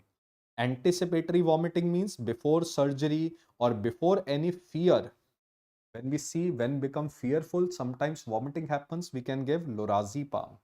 Okay, yes beta, harsha, galcanezumab, eptinezumab, firmanizumab, the three more new monoclonal antibodies have been approved for migraine, but for NEAT they have never been asked. In NEAT only erinumab has been asked. Okay, done. So that things I have discussed in rapid revision, all four monoclonal antibodies. So let's talk about chemotherapy induced nausea and vomiting. Question comes, chemotherapy means anti-cancer drug. Which anti-cancer drug causes maximum nausea and vomiting? Remember, cisplatin causes maximum nausea and vomiting. So if the patient is having CINV, chemotherapy induced nausea and vomiting, overall drug of choice is cetron, like ondansetron, granisetron. Agreed? But they are effective up to 24 hours. 24 hours means early phase. Early phase, there is one exception, palonosetron. Palonosetron is effective beyond 24 hours also. Beyond 24 hours, we call it as delayed phase of CINV. But what we will do for beyond 24 hours? Beyond 24 hours or delayed phase of chemotherapy-induced nausea and vomiting, we give a drug pitant. Pitant वाले drug देंगे. Pitant are NK1 antagonist. Last year MCQ. NK1 stand for beta neurokinin. They block neurokinin receptor. So the drugs are aprepitant, netipitant, rolapitant. So they are also antiemetic drug given in delayed phase of chemotherapy induced nausea and vomiting. If it is still not controlled, we add corticosteroid dexamethasone. If it is still not controlled or refractory cases of chemotherapy induced nausea and vomiting, we add a drug CB1 or cannabinoid agonist. Remember, they are not antagonists, they are agonists. So how to remember? You have to identify NABI word in them. So the first drug which is cannabinoid agonist is nabilone, and the second drug we have is dronabinol. तो Nabi word दोनों में आ रहा है, cannabinoid में भी Nabi word आ रहा है. तो remember these drugs have anti emetic action and we know जब हम भांग, चरस, गांजा या कैनाबिनॉइड लेते हैं हमें बहुत भूख लगती है. Which anti emetic drug increase or stimulate appetite is cannabinoid, that is nabilone and dronabinol. Okay, now let's talk about, no beta, in refractory olanzapine can also be given, I have told you in rapid revision, but right now for LRR not important. In it has not never been asked basically. Okay, but I have told you that point. Now tell me the answer. Prokinetic drug like prucalopride. Pride word आ गया बेटा आपका वाला. कहाँ use करोगे pride वाला drug? Pride वाला drug कहाँ दोगे? प्राइड वाला ड्रग हम देते थे ट्रीटमेंट ऑफ कॉन्स्टिपेशन. पढ़ा था, very commonly use drug in India. Okay, they are given in the treatment of constipation. Okay, now what do you mean by prokinetic drug? Pro का मतलब होता है बेटा increase करना. Kinetic का मतलब they will increase GIT motility. तो अगर बेटा GIT की motility बढ़ाओगे तो क्या होगा? They are given in three condition. They are given in the treatment of constipation. Prokinetic drug first uses, they are given in constipation. Second, जब stomach paralyze पड़ा है, gastroparesis. And third, they are also given in the treatment of GERD. Why? Because they will close which sphincter? Motility बढ़ेगी तो कौन सा sphincter बंद हो जाएगा? Lower esophageal sphincter बंद हो जाएगा. Now how to identify and remember this point? Remember हमारे GIT में जो सेरोटोनिन है वो मोटिलिटी को बढ़ाता है. Serotonin increases motility. Acetylcholine also increases motility. but dopamine decreases motility. Dopamine GIT की मोटिलिटी कम करता है.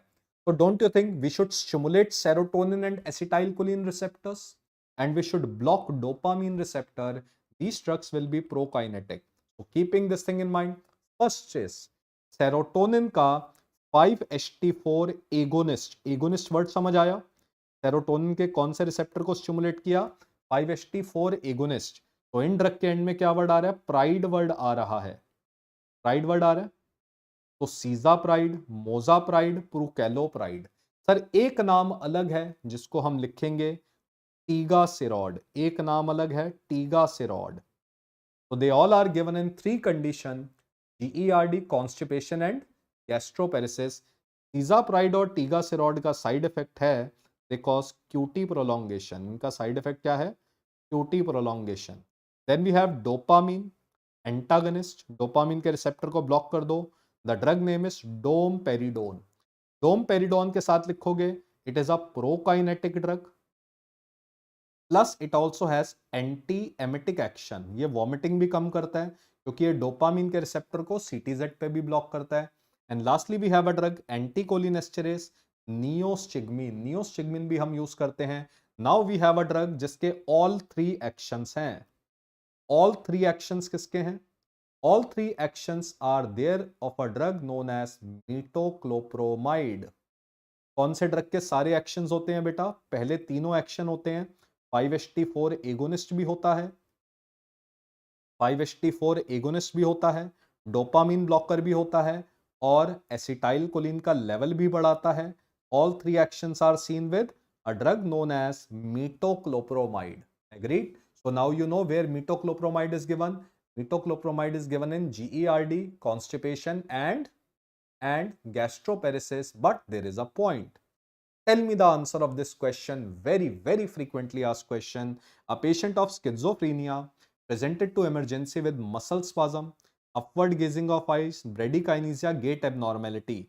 So patient is suffering from the symptoms of Parkinson's disease, which is also known as muscle dystonia. It is also known as muscle dystonia. What is the next step in management? Remember, this Parkinson disease is caused by which drugs? It is caused by which drug? It is caused by first metoclopramide. So metoclopramide is an anti-emetic drug which can cause drug-induced Parkinsonism. And the second class of drug which can cause drug-induced Parkinson disease is antipsychotic drugs. दो नाम याद रखेंगे, haloperidol and risperidone. Why these drugs can cause drug-induced Parkinsonism? Because these drugs they block dopamine receptor in basal ganglia. ये brain में enter कर जाते हैं और डोपामीन का रिसेप्टर ब्लॉक करते हैं. Treatment of drug induced parkinsonism is benzhexol. हमने कल पढ़ा था benzhexol is an anticholinergic drug. It is given for the treatment of drug-induced Parkinson disease. Sir ये 3 ड्रग तो करते हैं. Now understand the difference between domperidone and metoclopramide. Domperidone do not cross blood-brain barrier, while metoclopramide it can cross blood-brain barrier. Because of this reason, the first side effect of metoclopramide is Parkinson disease,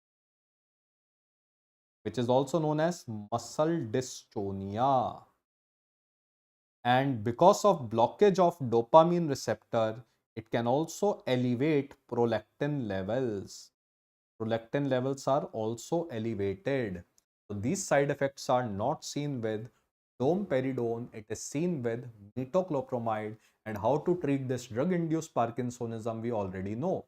We give benzoxazole. So which of the following drug is given for maintaining patency of ductus arteriosus? Remember, to open ductus arteriosus or to close a patent ductus arteriosus, which drug we give? To open ductus arteriosus, we give a drug L-prostadil. And L-prostadil is prostaglandin E1. It is E1. Now to close ductus arteriosus, we give ibuprofen, and we give indomethacin. These are the two approved drugs, and these drugs are NSAID, non-steroidal anti-inflammatory drug, which decrease prostaglandin production. Overall drug of choice is ibuprofen, but the most commonly used drug is indomethacin. Most commonly used drug is indomethacin. So let's talk about various prostaglandins, beta. First type of prostaglandin is PGE1. And we have three drug in prostaglandin E1, misoprostol, लिखेंगे misoprostol, drug of choice for MTP. You know what is MTP? Medical termination of pregnancy abortion up to 63 days. So up to how many days we can give? 63 days. It can be given for the treatment of aspirin या फिर NSAID induced peptic ulcer. But remember, any peptic ulcer comes, always the drug of choice is PPI, proton pump inhibitor, but misoprostol can be given. The main side effect of misoprostol is diarrhea. Why? Because it increases chloride secretion in intestine. That is why we made a drug lubiprostone. Lubiprostone is a laxative.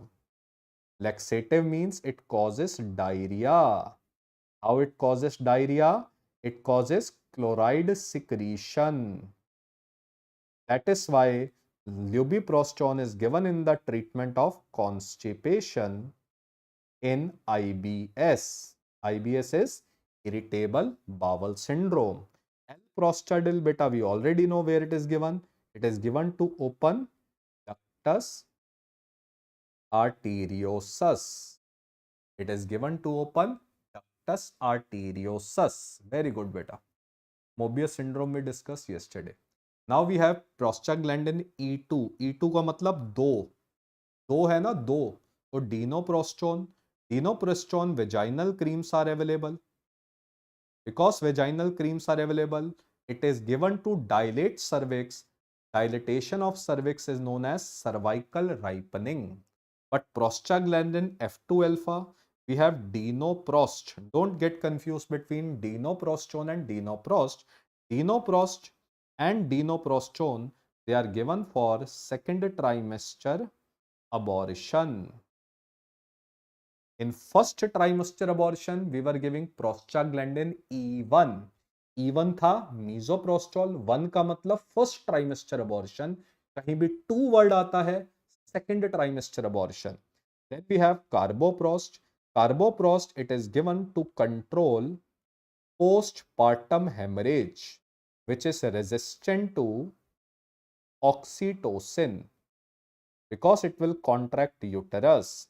The dose of carboprost is 250 microgram 250 microgram injection, and in one day you can give maximum 8 injection.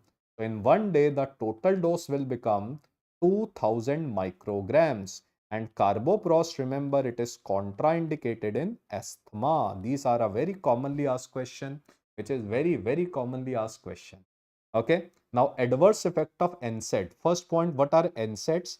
NSAIDs are COX inhibitor. Because they are COX inhibitor, they inhibit the conversion of arachidonic acid into prostaglandins, and thromboxane A2 production will be fine. So this is the mechanism of action of NSAID, non-steroidal anti-inflammatory drug.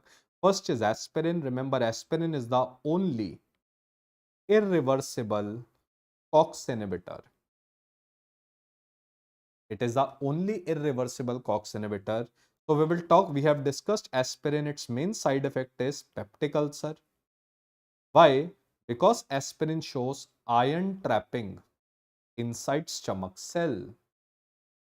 And we know any drug of choice for any peptic ulcer is always PPI. We will discuss aspirin shortly. Nimesulide banned because it was hepatotoxic, especially in children less than 15 years of age. and it causes Stevens-Johnson syndrome. Phenacetin banned because of analgesic nephropathy.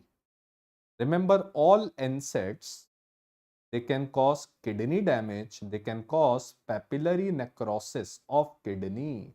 Maximum it was seen with phenacetin, it got banned. Coxib word is coming. Coxib drugs, remember, they are selective COX-2 inhibitor. They are selective COX-2 inhibitor.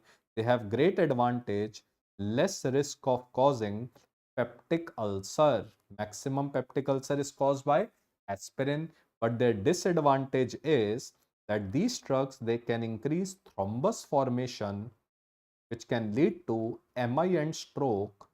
Again, that is why these drugs, they got banned. These drugs, they got banned. Okay, अभी लेते हैं break. हुआ तो ये कहानी हुई. Now what is race syndrome? Very important. Race syndrome is aspirin, especially in children, in presence of viral fever. In presence of viral fever like influenza, COVID. बेटा एक बात बताओ, क्या आपने कोविड में एस्पिरिन दिया था for fever? Have you prescribed aspirin for any fever? Covid में दिया था हमने एस्पिरिन? नहीं दिया था, because of the risk of Reye's syndrome. तो in this condition sometimes aspirin can cause fulminant liver damage. Liver damage हो जाता है. लिवर डैमेज होने की वजह से पेशेंट को एनकेफेलोपैथी हो जाती है. तो this syndrome is Reye's syndrome, है ना. इसीलिए that is why we never give aspirin as a to reduce fever, especially in children. In fact, aspirin is not given in children less than 18 years of age, except in Kawasaki disease. Then we have samtostriide. Samtostriide is mainly seen with aspirin. But remember, other NSAIDs can also produce. Other NSAID can also lead to samtostriide. So with aspirin, there will be asthma, and there is ethmoidal polyp in nose. Ethmoidal polyp in nose. So these are allergic reactions which increases with aspirin. Okay, but other NSAIDs can also produce. Fine, fine. Next we have is, what is the safest drug in children? Always the safest drug in children, renal failure, is always and always acetaminophen. Acetaminophen is also known as paracetamol. So paracetamol is always and always, remember, it is the safest drug, but question comes very frequently on paracetamol. So paracetamol, aceta word is coming, it is also known as acetaminophen. So its main mechanism of action, it inhibits COX-3 enzyme in brain, and it also stimulates TRPV1 receptor. It stimulates some TRPV1 receptor. One question came. Remember, paracetamol is always the safest drug in children. It is the safest drug in pregnancy. It is the safest drug in peptic ulcer because it does not causes peptic ulcer. It is the safest drug in renal failure. Overall, the safest drug is paracetamol. Now, what is the main problem of paracetamol? If you give paracetamol more than 4 grams per day, it goes to the liver and it forms a toxic form. The toxic form of paracetamol is NAPQI. Normally, this NAPQI is removed into the urine with the help of a protein produced in liver known as glutathione. So glutathione normally removes NAPQI. Agreed this part? Now what this NAPQI causes? NAPQI causes hepatotoxicity. So what is the main side effect of paracetamol? It causes hepatotoxicity. Now the first point is, which drug depletes glutathione? Alcohol. Alcohol depletes glutathione. Alcohol depletes glutathione. Agreed? That is why in alcoholics there is high risk of causing hepatotoxicity due to paracetamol. So what is the antidote of paracetamol hepatotoxicity? That is N-acetylcysteine. Why we give N-acetylcysteine? N-acetylcysteine increase the levels or regenerate glutathione. So because it regenerates glutathione, it will remove the toxic form of paracetamol, that is NAPQI. This was previous year MCQ. So why we give N-acetylcysteine? Because it regenerates the level of glutathione, which helps in removal of NAPQI. Very good beta, shabash. तो toxic form है NAPQI और antidote क्या है बेटा? NAC. Antidote NAC है, toxic form क्या है? NAPQI. So, which of the following is the mechanism of action of colchicine in acute gout? Remember, colchicine is a microtubule inhibitor. It is a microtubule inhibitor. Microtubule is required for migration of WBC. So, it will inhibit migration of WBC. That is why it has anti-inflammatory action. It has anti-inflammatory action during acute attack of gout. So what are the drugs we give in acute attack of gout? In acute attack of gout, there is arthritis. The most commonly involved joint is toe joint, like metatarsophalangeal joint. So there is pain, redness and swelling. The overall drug of choice is NSAIDs. All NSAIDs can be given except aspirin and paracetamol. Aspirin itself increases uric acid level. That is why we avoid aspirin in gout patient. Paracetamol has a very poor anti-inflammatory action. That is why paracetamol and aspirin are the two NSAIDs which are not given. Chill refractory, give colchicine. Chill refractory, give corticosteroid. So this is the treatment of acute attack of gout. Now let's talk about treatment of chronic gout. For that, solve this question which was recently asked. So which drug degrades uric acid into allantoin? Which drug in blood degrades uric acid into allantoin? One enzyme name is RUSP uricase. So RUSP uricase degrade. So let's talk about now chronic gout. In chronic gout, we have to reduce blood uric acid level. So how uric acid is produced? Uric acid is produced from one purine known as hypoxanthine. Hypoxanthine goes to the liver. There is an enzyme, xanthine oxidase enzyme, which converts this hypoxanthine into uric acid. Then this uric acid is excreted in urine. Then it is excreted out in urine. So the first drug we have is xanthine oxidase inhibitor. So xanthine oxidase inhibitor, how we can remember? Very simple and easy. See the name, allopurinol, oxypurinol. So they are fake purines. Because they are fake purines, they are competitive inhibitor of xanthine oxidase enzyme. So purine word is coming. Next drug we have is febuxostat. Exo word is coming, stat word is coming.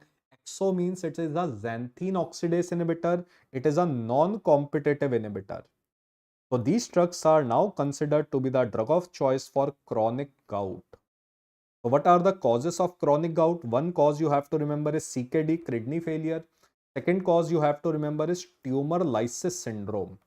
So in cancer patient, when we give anti-cancer drug, DNA becomes damaged, cell becomes damaged, and the patient suffers from gout. The another drug we have is the drug, these are enzymes. These enzymes in blood convert uric acid into a harmless molecule, that is allantoin. So let's oxidize this uric acid into a harmless molecule. So the drugs are uric acid oxidase enzyme. So enzymes, they will end with the word ase. Rusburicase and pegloticase enzymes are protein are given IV. Pegloticase is mammalian enzyme.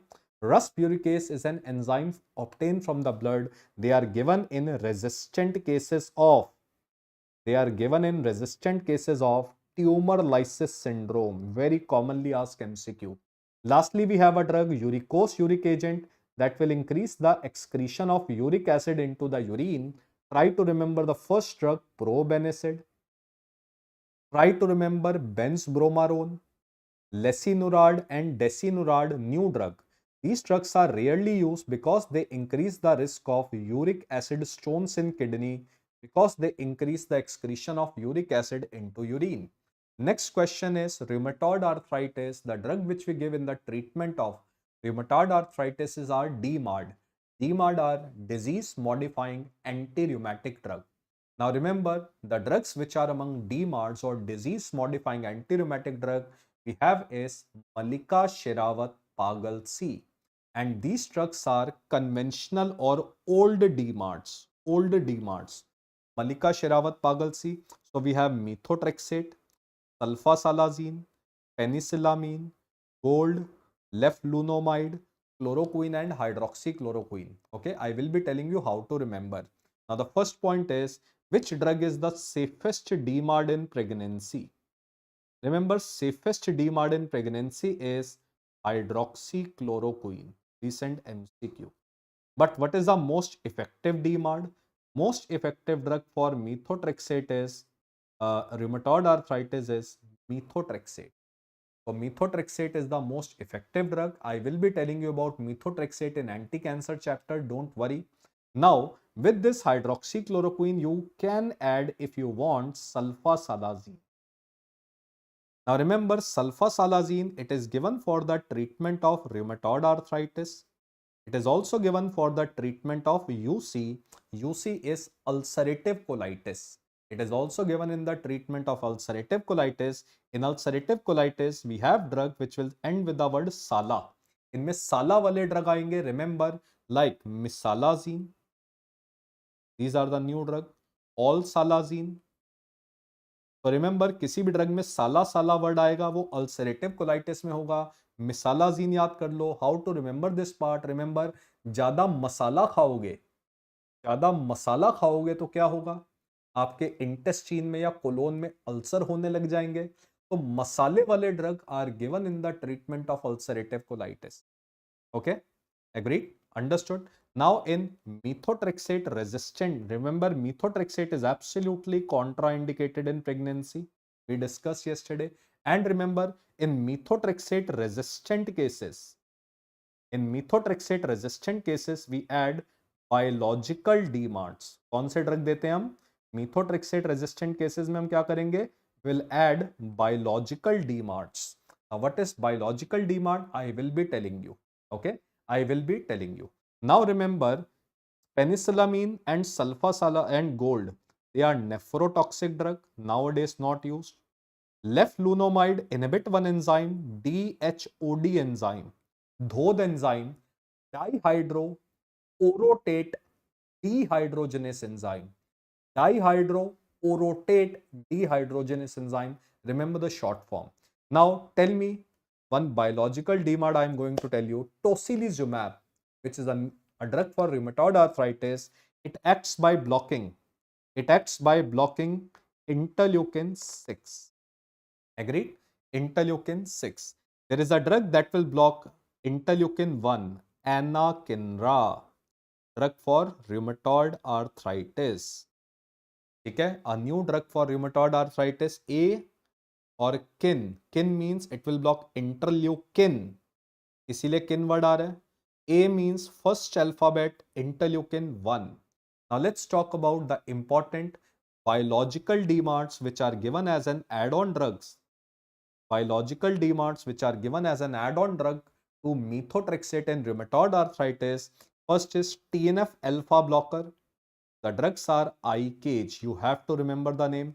I for infliximab. C for certolizumab. Adalimumab is a very commonly asked MCQ.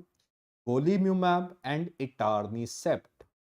Then we have anti-interleukin 6 inhibitor, tocilizumab, sarilumab. We have Janus kinase inhibitor. They will end with the word citinib. Citinib word will come. So tofacitinib, baricitinib, upadacitinib. Try to remember tofacitinib.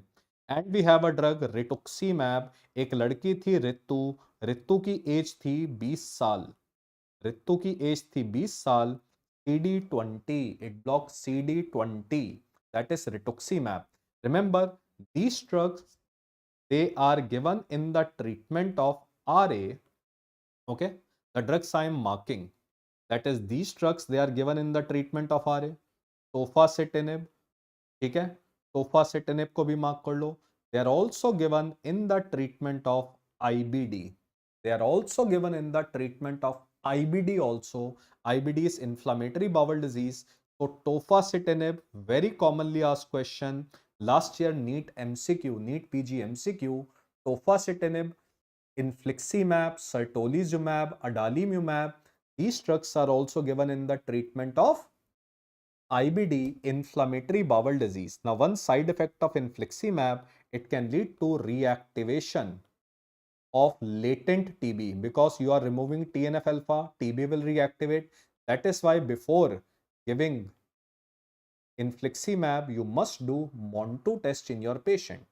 So you must do MON2 test in your patient. So this finishes our autocoids as well. So let's start with now endocrine chapter. You want break or shall I continue?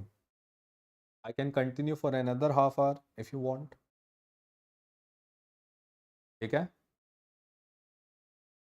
So you want break or shall I continue, because some students they were asking for break, so can't be continue. Let's start with endocrine. After half an hour we will take a break. Okay? After half an hour. So which drug is now considered to be the longest acting insulin? Now the longest acting insulin drug has become degludec insulin. Earlier it was glargine. Okay? So let's talk about various insulin. So remember, we have ultra short or rapid acting insulin which act for 3 hours. You have to identify S word, Lispro, Aspart and Glulicine. Then we have short acting insulin which act for 6 hours. We have regular insulin. Agreed? Now, then we have intermediate acting insulin which act for 12 to 15 hours. One is lente insulin. Second is NPH, neutral protamine H-DON insulin. We have long acting insulin, Detemir, glargine which act for 24 hours, and we have the longest acting insulin, degludec. Degludec now has become the longest acting insulin. It rather acts for 42 hours. The first two insulin, remember, they are given as a bolus insulin. Bolus insulin means they are given before meals to control PPH. While other insulin, they are given as a basal insulin. Intermediate, long and ultra long acting insulin, they are given as a basal insulin for long term maintenance of insulin level in the body. Now, which insulin is also given IV? So, which insulin is also given IV? IV, regular insulin can also be given IV. And IV drug are given always in emergency. So, it is considered to be the drug of choice for DKA. DKA stand for diabetic ketoacidosis. HHS, that is hyperglycemic hyperosmolar state. It is also considered to be the drug of choice for the treatment of hyperkalemia, because insulin makes this potassium from the blood enter into the tissues like muscles and fat. Insulin reduces blood potassium level. Now, which insulin would you like to consider as peakless insulin? Can we say long acting insulin don't have peak? So peakless insulin is glargine and degludec. They are considered to be the peakless insulin because they are very long acting insulin, so no peak will come. So glargine is an acidic insulin, so we never mix with other insulin in same injection. So which insulin should never be mixed with other insulin in same injection? Glargine. Recently a new insulin got approved, nasal insulin. Nasal insulin which has been approved is Afrezza. Afrezza is a very short acting insulin. That is why it is given as a bolus insulin. Bolus insulin means it is given before meals to control postprandial hyperglycemia. The question which was asked is that Afrezza must be combined with it must be combined with injections of basal insulin. You cannot give Afrezza alone in your patient, so you have to give injections of basal insulin along with Afrezza. Agreed? So because it's a nasal, the side effect will be asthma, contraindicated in smokers, but this point has never been asked. So which drug for diabetes can cause hypoglycemia? This is a very, very frequently asked question. Very repetitive question coming from past 3-4 years continuously. Remember, let me give you a trick. There are only 3 classes of drugs in diabetes which can cause hypoglycemia. The first is insulin. Second is some sulfonylurea. Remember, sulfonylurea, they will end with the word amide or they will start with the word gly. And the third class of drug, we will have some meglitinide They will end with the word glenide. They will end with the word glenide. So I have given you a trick now. A drug ending with the word amide, a drug starting with the word glee, or the drug ending with the word glenide. Only these drugs, they produce hypoglycemia in diabetes. Now tell me the answer. Now tell me the answer of this question. Can we say glee word is coming? So the drug is glipizide. The drug is glipizide. Very good. Okay. So let's discuss all oral hypoglycemic agent drug. So first is sulfonylurea. How to identify their name? Sulfonylurea first generation, they will end with the word amide. All of them will end with the word amide. Try to remember chlorpropamide. And second generation, they will start with the word glee, like glimepiride, glipizide, gliclazide, glyburide. Remember this part. Now why we made second generation? Because they are more potent. They are more potent than first generation. Then we have meglitinide. Meglitinide, they will end with the word glenide. Now both these classes of drug, what is their mechanism of action? These drugs, they increase insulin secretion from beta cells of pancreas. How? By blocking, they block potassium channel. Which potassium channel? They block ATP sensitive potassium channel on beta cell of pancreas. That is why they produce insulin secretion. They produce insulin secretion. Remember these drugs, remember they produce hypoglycemia as a side effect. Yes, because they are causing insulin secretion. Insulin is an anabolic hormone. These drugs, they produce weight gain. These drugs, they produce weight gain. Among them, chlorpropamide is an important drug. Chlorpropamide, remember, it causes disulfiram-like reaction.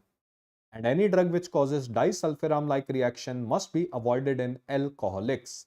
And chlorpropamide is also given in the treatment of diabetes insipidus. Why? Because it increased the secretion of ADH hormone.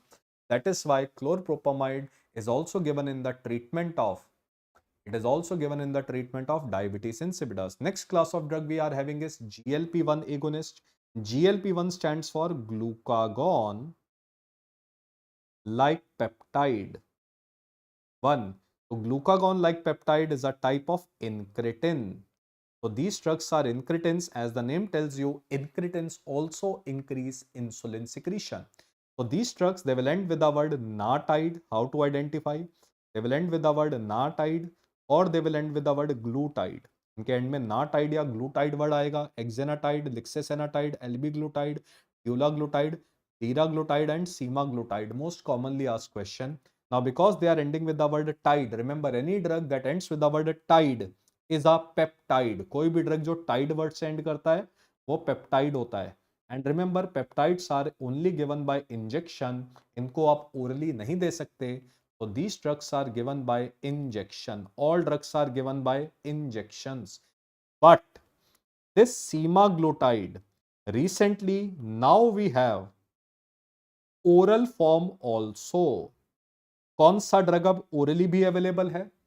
Which drug now has been available orally as well? Semaglutide is available orally. Now a new drug is tirzepatide. Very high chances that this drug might be asked this year in NEET exam. Tirzepatide is dual GLP-1, that is glucagon like peptide, and GIP agonist. GIP is some glucose dependent insulotropic peptide. Full form we don't have to remember. So it's a new drug for treatment of type 2 diabetes mellitus. Another drug is teduglutide. Tedu का मतलब है T word आ रहा है. It is GLP-2 agonist. It is not GLP-1. It is rather GLP-2 agonist and it is given for the treatment of short bowel syndrome. क्योंकि GLP-1 good for diabetes, increase insulin secretion. GLP-2 जो होता है वो बेटा intestine की growth कराता है. It causes growth of intestinal cell. Teduglutide is GLP-2, not GLP-1. That is why teduglutide is given in short bowel syndrome. It causes growth of intestinal cells. Now, what are the side effects of all these drugs? All these drugs, they can cause pancreatic damage, pancreatitis, They increase the risk of pancreatic and thyroid cancer. Agreed? So you must have, yes, tirzepatide is also parenteral, injectable. So you must have seen about this guy. He has become very thin because he's on a medication, this medication. Which medication? Semaglutide.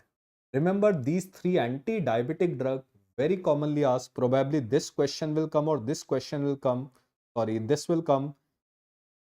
These two drugs are high chances that they will be asked this year. So which anti-obesity drug are approved recently? Because these drugs, they produce weight loss. So you can remember a mnemonic, STIM. Still, एक mnemonic याद कर लो, still. Semaglutide, tirzepatide, and liraglutide are the three anti-diabetic drugs which are also approved as an anti-obesity drug. And this guy, he has become so thin, he was taking this drug, semaglutide injection. He was taking semaglutide injection. Agreed? It comes with the brand name Ozempic. So next we have is DPP-4 inhibitor. DPP stand for dipeptidyl peptidase inhibitor. So these drugs, they will end with the word gliptin. So if you inhibit DPP enzyme, they increase the level of endogenous GLP-1. That means they increase the level of endogenous incretins, because incretins in our body are degraded by DPP enzyme. So these drugs are given orally. They are weight neutral drugs. And their main side effect is gliptins. Their main side effect is arthritis. Arthritis means joint inflammation, joint pain will happen. They can also cause a running nose because of nasopharyngitis. Agreed? Now, among them, remember this word, linagliptin. It is the safe drug in renal failure. कौन सा drug safe है renal failure में? Linagliptin renal failure में लेना है. This is a very, very frequently asked question. Then we have a drug metformin. Metformin acts on liver, and metformin inhibit hepatic gluconeogenesis. Metformin inhibit hepatic gluconeogenesis. That means it inhibits the conversion of lactic acid into glucose. And this is the action of insulin on liver. That is why metformin reduce resistance of insulin on liver. It reduces peripheral resistance. Metformin is the drug of choice for type 2 diabetes mellitus.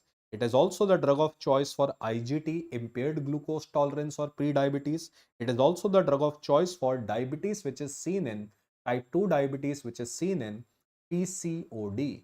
Now the main side effect of metformin, very commonly asked, most common side effect of metformin is unexplained diarrhea. This year NEET question. This year NEET question, a drug producing diarrhea. What is the culprit? Metformin. Metformin causes megaloblastic anemia because it reduces the absorption of vitamin B12, vitamin B12 deficiency. Because it is inhibiting hepatic gluconeogenesis, the levels of lactic acid will increase. Lactic acidosis will happen. Because of the risk of lactic acidosis, remember, metformin is absolutely contraindicated in renal failure. तो renal failure में बेटा कौन सा दे रहे हो? Renal failure में linagliptin देना है, मेटफॉर्मिन रीनल फेलियर में नहीं देना. It's a very very commonly asked question. So keeping this thing in mind, solve this MCQ which was asked last year in NEET exam. A patient on diabetes was given oral hypoglycemic agent which reduced her HbA1c from 7.6 to 6.7. On testing, the patient has high GLP-1 level. High GLP-1 level. So GLP-1 level has been increased. Which drug increases? Which drug increases GLP-1 level? Yes, Aviator, you are absolutely right. DPP-4 inhibitors, they increase the level of GLP-1. Last year NEET question. That's great. Shabash. Tell me the answer of this question. This was the exact question. Which of the following anti-diabetic drug can cause unexplained diarrhea? The answer is metformin. But yes, another drug which you can write is acarbose. But acarbose was not given in the option. So you will go with metformin. Because metformin inhibits bile absorption, which can lead to diarrhea. In renal failure, which of the listed medication does not require dose adjustment? Which drug does not require dose adjustment in renal failure? Which drug is safe in renal failure? Answer. Which gliptin? Yes, linagliptin. And a new drug which has been approved is teneligliptin. Teneligliptin is a new drug which is also renal safe. So these are the two new drugs which are safe in renal failure. Linagliptin and teneligliptin एक नया drug है. So this is how this LRR is different from the previous LRR. Some students are asking me. So I'm telling you various new drugs as well. Okay. Next is acarbose, voglibose, miglitol. They are alpha glucosidase inhibitor. They inhibit breakdown of complex carbohydrate in intestine. So complex carbohydrate like sucrose, starch are not broken down. So they are taken before meals. We give this drug before meals to control PPH, postprandial hyperglycemia. So their main side effect is again diarrhea. And the very important point is if the patient is taking acarbose, remember one point, sucrose is not effective. That is table sugar is not effective in correcting hypoglycemia. If the patient is suffering from hypoglycemia and the patient is on acarbose, sucrose and table sugar will not be effective because it will not be broken down into glucose and fructose. It's better to give pure glucose or pure fructose. Honey is a very good source of fructose. Then we have thiazolidinedione. You don't have to remember this word. So these drugs they end with the word glitazone. So these drugs are PPAR gamma agonist. So they are PPAR gamma agonist. So any other drug which is a PPAR gamma agonist? Yes, one drug, telmisartan, is also PPAR gamma agonist. It is also a PPAR gamma agonist, sartan. Now, pioglitazone like drug, what is their side effect? Remember, rosiglitazone banned. Why? MI and heart failure. Proglitazone banned. Why? Hepatotoxic. So which drug is available? Pioglitazone is available, but pioglitazone comes with a warning that it increases the risk of urinary bladder cancer. But it comes with a warning that it increases the risk of urinary bladder cancer. Agreed? Fine. Now, I was waiting for this slide. And mark my words, beta. Mark my words that question will come from these drugs. It is coming in each and every exam from past 5 years continuously. We have developed a new beautiful drugs for diabetes. These drugs are SGLT2 inhibitor. Question will definitely come this year also on SGLT2 inhibitor. So remember it is very important. Don't miss this word. Hai? At least one or two questions will come from here.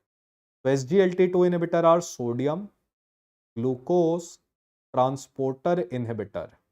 So this transporter is present in kidney. If you inhibit this transporter, remember SGLT2 inhibitor, they will end with the word gliflozin. So how to remember? Flow word is coming. If flow word is coming, can we say they will increase urine flow? ये urine के flow को बढ़ाते हैं gliflozin. How they increase urine flow? They increase sodium and glucose excretion. So these increase glucose, sodium and glucose excretion. We have a drug sotagliflozin. It is a dual SGLT1 plus 2 inhibitor. ऊपर वाले drug क्या है? सिर्फ और सिर्फ ऊपर वाले drug सिर्फ SGLT2 inhibitor है. Now because they increase sodium excretion, they have diuretic effect, they have anti-hypertensive effect. Because of diuretic and anti-hypertensive effect, they are protective drugs in CHF. So they are cardioprotective drugs in CHF and they are nephroprotective drugs in CKD.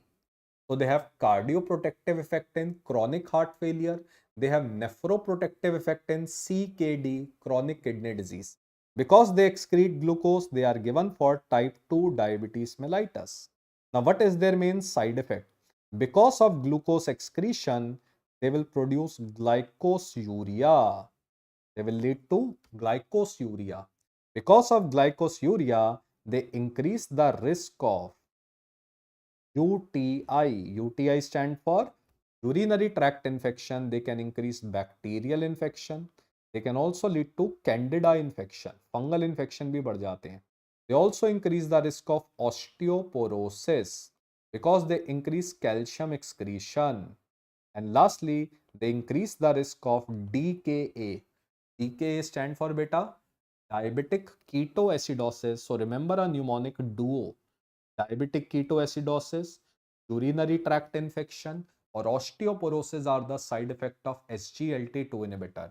Now remember pioglitazone, rosiglitazone, remember these drugs have antidiuretic action. Antidiuretic action means they will increase preload. That is why these drugs are absolutely contraindicated in chronic heart failure. While gliflozin wale drug, these drugs have diuretic action. Because these drugs have diuretic action, they reduce preload on heart. That is why these drugs are given in the treatment of CHF. तो ग्लिफ्लोजिन वाले drug CHF में देते हैं, ग्लिटाजोन वाले drug हम CHF में नहीं देते. So tell me the answer of this question, last year's NEET question. Now you know the answer. Which anti-diabetic drug was recently approved in heart failure with low urine output? So patient is having CKD, patient is having CHF. कौन से drug है? Last year NEET PG question. Which anti-diabetic drug causes glycosuria and increase the risk of vulvovaginal, candida and bacterial UTI? Same answer, gliflozin. Same answer, gliflozin. Next question. Which anti-diabetic drugs is recently approved in the treatment of diabetic nephropathy? The answer is SGLT2 inhibitor. So gliflozin wale drug, they have been approved for diabetic nephropathy. But apart from this, there are other drugs also given in diabetic nephropathy because they have nephroprotective effect. We have ACE inhibitors. So they will end with the word pril. And the last drug, new drug, which I have already told you, finerenone. Finerenone was aldosterone blocker. So these are the three drugs which have been approved for diabetic nephropathy. Agreed? Because they have nephroprotective effect.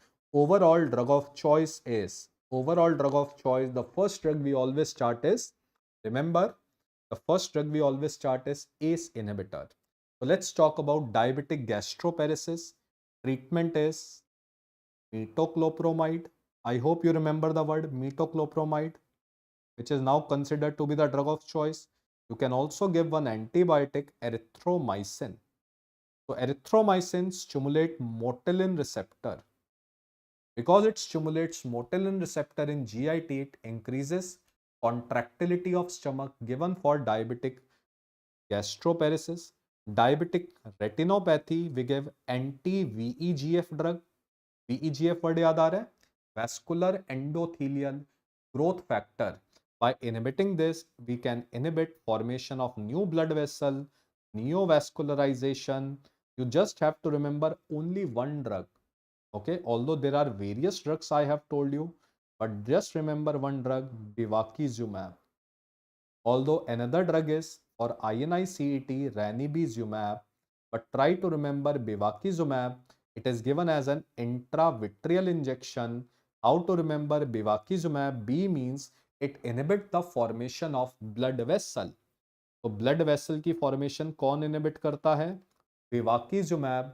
By inhibiting VE, it inhibits VEGF, vascular endothelial growth factor. It inhibits the formation of new blood vessels on retina, which can lead to bleeding and sudden blindness in diabetes. Diabetic neuropathy, overall drug of choice is, last year MCQ, pregabalin. ठीक है, last year MCQ, pregabalin. This question we have already discussed. Pregabalin is the overall drug of choice for diabetic neuropathy. So which of the following listed medication aids in stimulation of bone formation? So which drug stimulates bone formation in the treatment of osteoporosis? Osteoporosis में कौन सा drug bone formation करता है? ठीक है, कौन सा drug bone formation करता? अरे bang, very good, bang on, very good, all are absolutely right. So let's talk about drugs for osteoporosis. Remember, these drugs for osteoporosis, they increase BMD, bone mineral density, which you check by DEXA scan. So question will have DEXA scan. So how we can increase bone mineral density? Either you will inhibit the drug, inhibit a class of cells, osteoclast, or you will stimulate osteoblast. So the drug which will inhibit osteoclast, they will inhibit the destruction of bone, and the drug that stimulate osteoblast will promote bone formation. So which drug inhibit osteoclast? Remember a mnemonic B, C, D, E. Bisphosphonate, they are now considered to be the overall drug of choice for any type of osteoporosis, whether it is because of postmenopausal osteoporosis, it is corticosteroid induced osteoporosis, drug of choice is bisphosphonate. Then we have calcitonin, denosumab, and one drug raloxifene, which I will be telling you shortly. It is an SERM, selective estrogen receptor modulator. Now, which is the only drug that stimulates osteoblast and causes bone formation? So this drug will be anabolic drug. The drug name is teriparatide. Para word is coming, so it's a synthetic form of parathyroid hormone. It is the only drug which stimulates bone formation.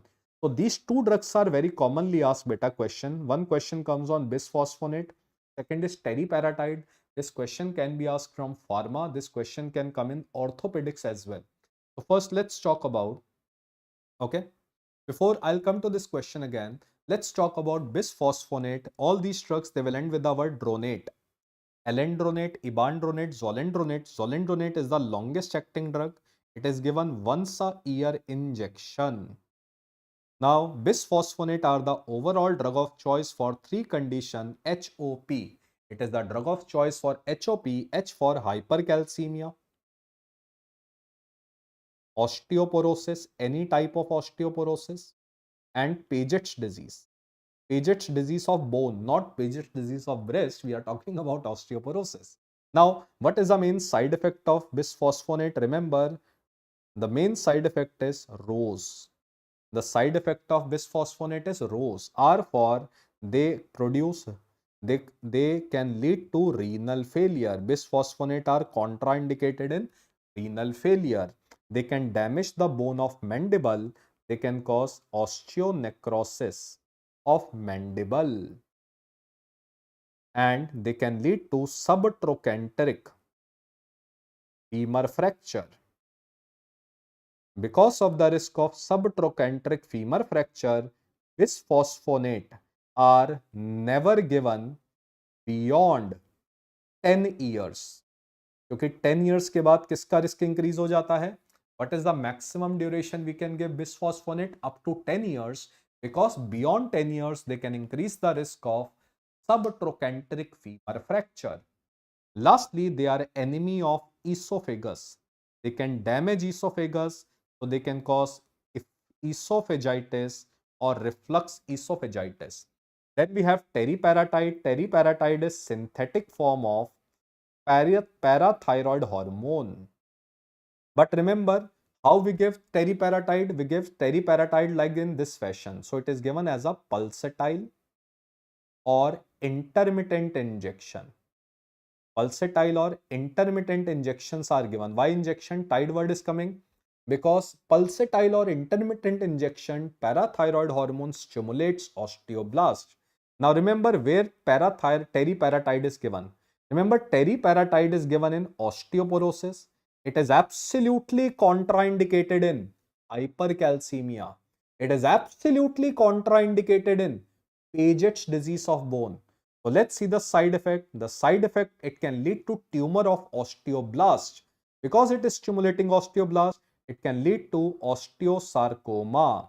Because of the risk of osteosarcoma, it is never given beyond 2 years.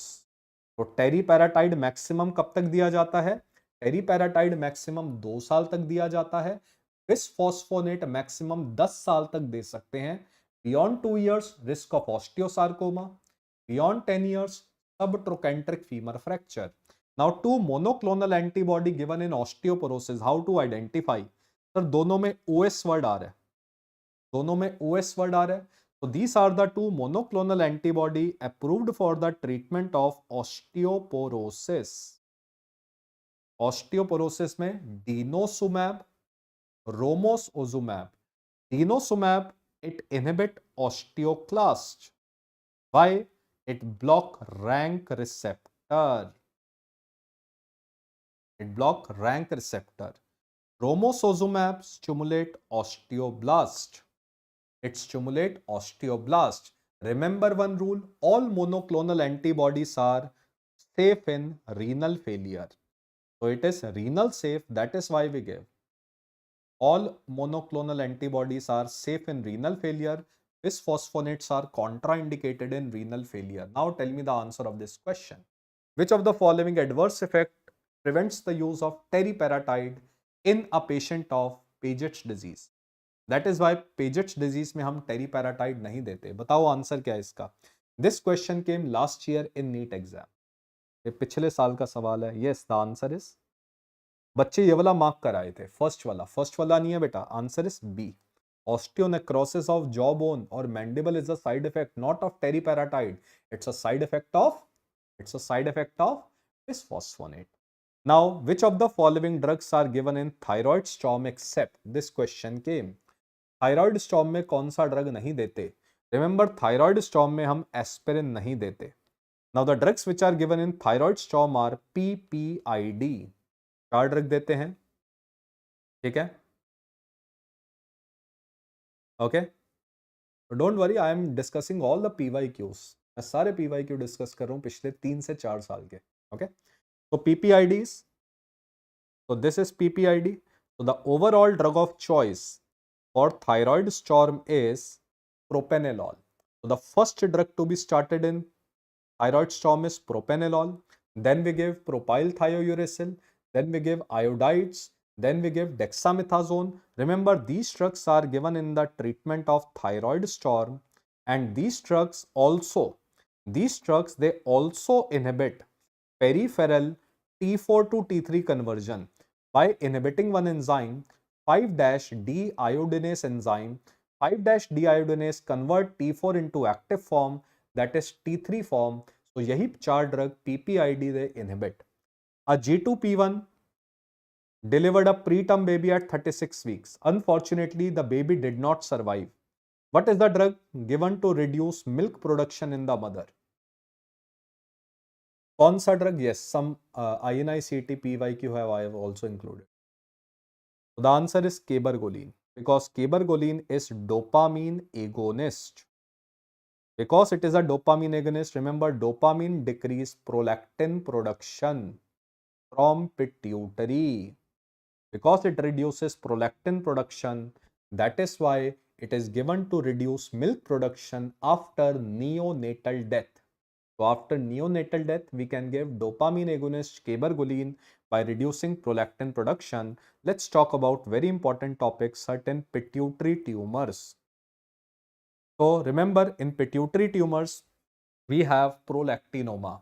The first treatment of prolactinoma is drugs. The drugs which we give is dopamine D2 receptor agonist, because dopamine decreases prolactin production, and the overall drug of choice is cabergoline.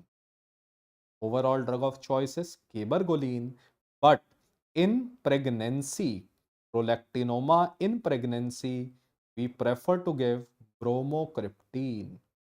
Prolactinoma in pregnancy, we prefer to give bromocriptine. If this treatment fails, then the second treatment is surgery. By surgery, transsphenoidal pituitary removal surgery, you will learn.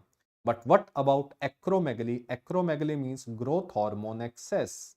In acromegaly, the first treatment is surgery. that is transsphenoidal pituitary removal.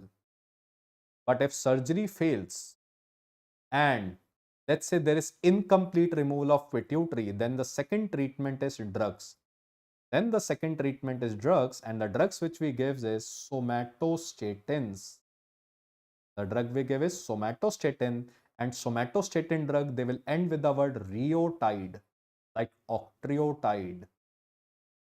Agreed? Lanreotide. Lanreotide is a longer acting drug. That is why we can prefer. If it is still fails, the third treatment is give a drug pegvisomant. Give a drug pegvisomant.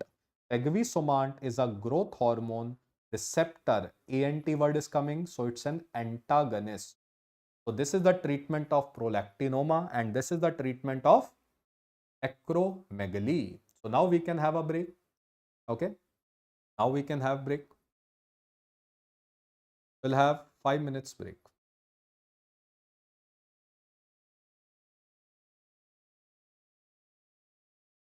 Fine.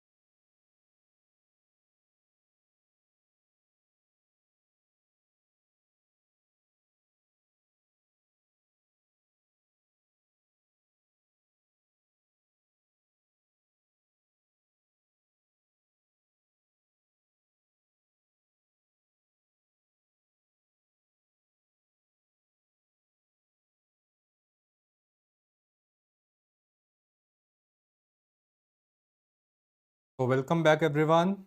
One student is asking, beta class कब खत्म होगी? 9 बजे होगी बेटा. 9. At 9 the class will get over. Are you comfortable with that? So let's start with CNS. Okay, let's start with CNS now. I hope you all have joined back. Yes or no? I need the thumbs up. Thumbs up चाहिए अगर आप आ गए हैं, join कर लिया है तो. That's great. Great. I hope you are enjoying the session. For we are completing such a big topic, pharmacology. Within 5-6 hours we are. Yes, beta. Yes, you will get the PDF. This is all for you. It is not for me. What I am writing is only for you students only. ये आप ही को मिलेगा और किसी को नहीं मिलेगा. आप पढ़ जाओगे, फार्मा हो जाएगी. Okay? So let's start with. That's great. Let's join. Let's start with. Chalo. Which drug is not used in ethylene glycol and methanol poisoning? Remember, these are harmful alcohols, toxic alcohols. So which drug is not used? Remember, disulfiram is not used. Disulfiram is rather given in ethanol. So we give sodium bicarbonate. Overall antidote is omeprazole, and we also give ethanol. So let's talk about poisonous alcohol, methanol. It first goes to the liver. There is an enzyme, alcohol dehydrogenase, which converts them into aldehydes. Then another enzyme is in liver, that is aldehyde dehydrogenase, which will convert them into respective acids. Remember, all these acids are highly neurotoxic. They are highly neurotoxic. They can lead to respiratory depression and they can also lead to blindness. But we know that in ethylene glycol poisoning, there is oxalate crystals in urine. This is a hint how you can identify or differentiate between methanol and ethylene glycol poisoning. Now remember, there is a drug which inhibits alcohol dehydrogenase enzyme. In alcohol, O word is coming. This drug also, O word will come, omeprazole. So omeprazole, O word is coming, O word is coming. So it is the overall antidote of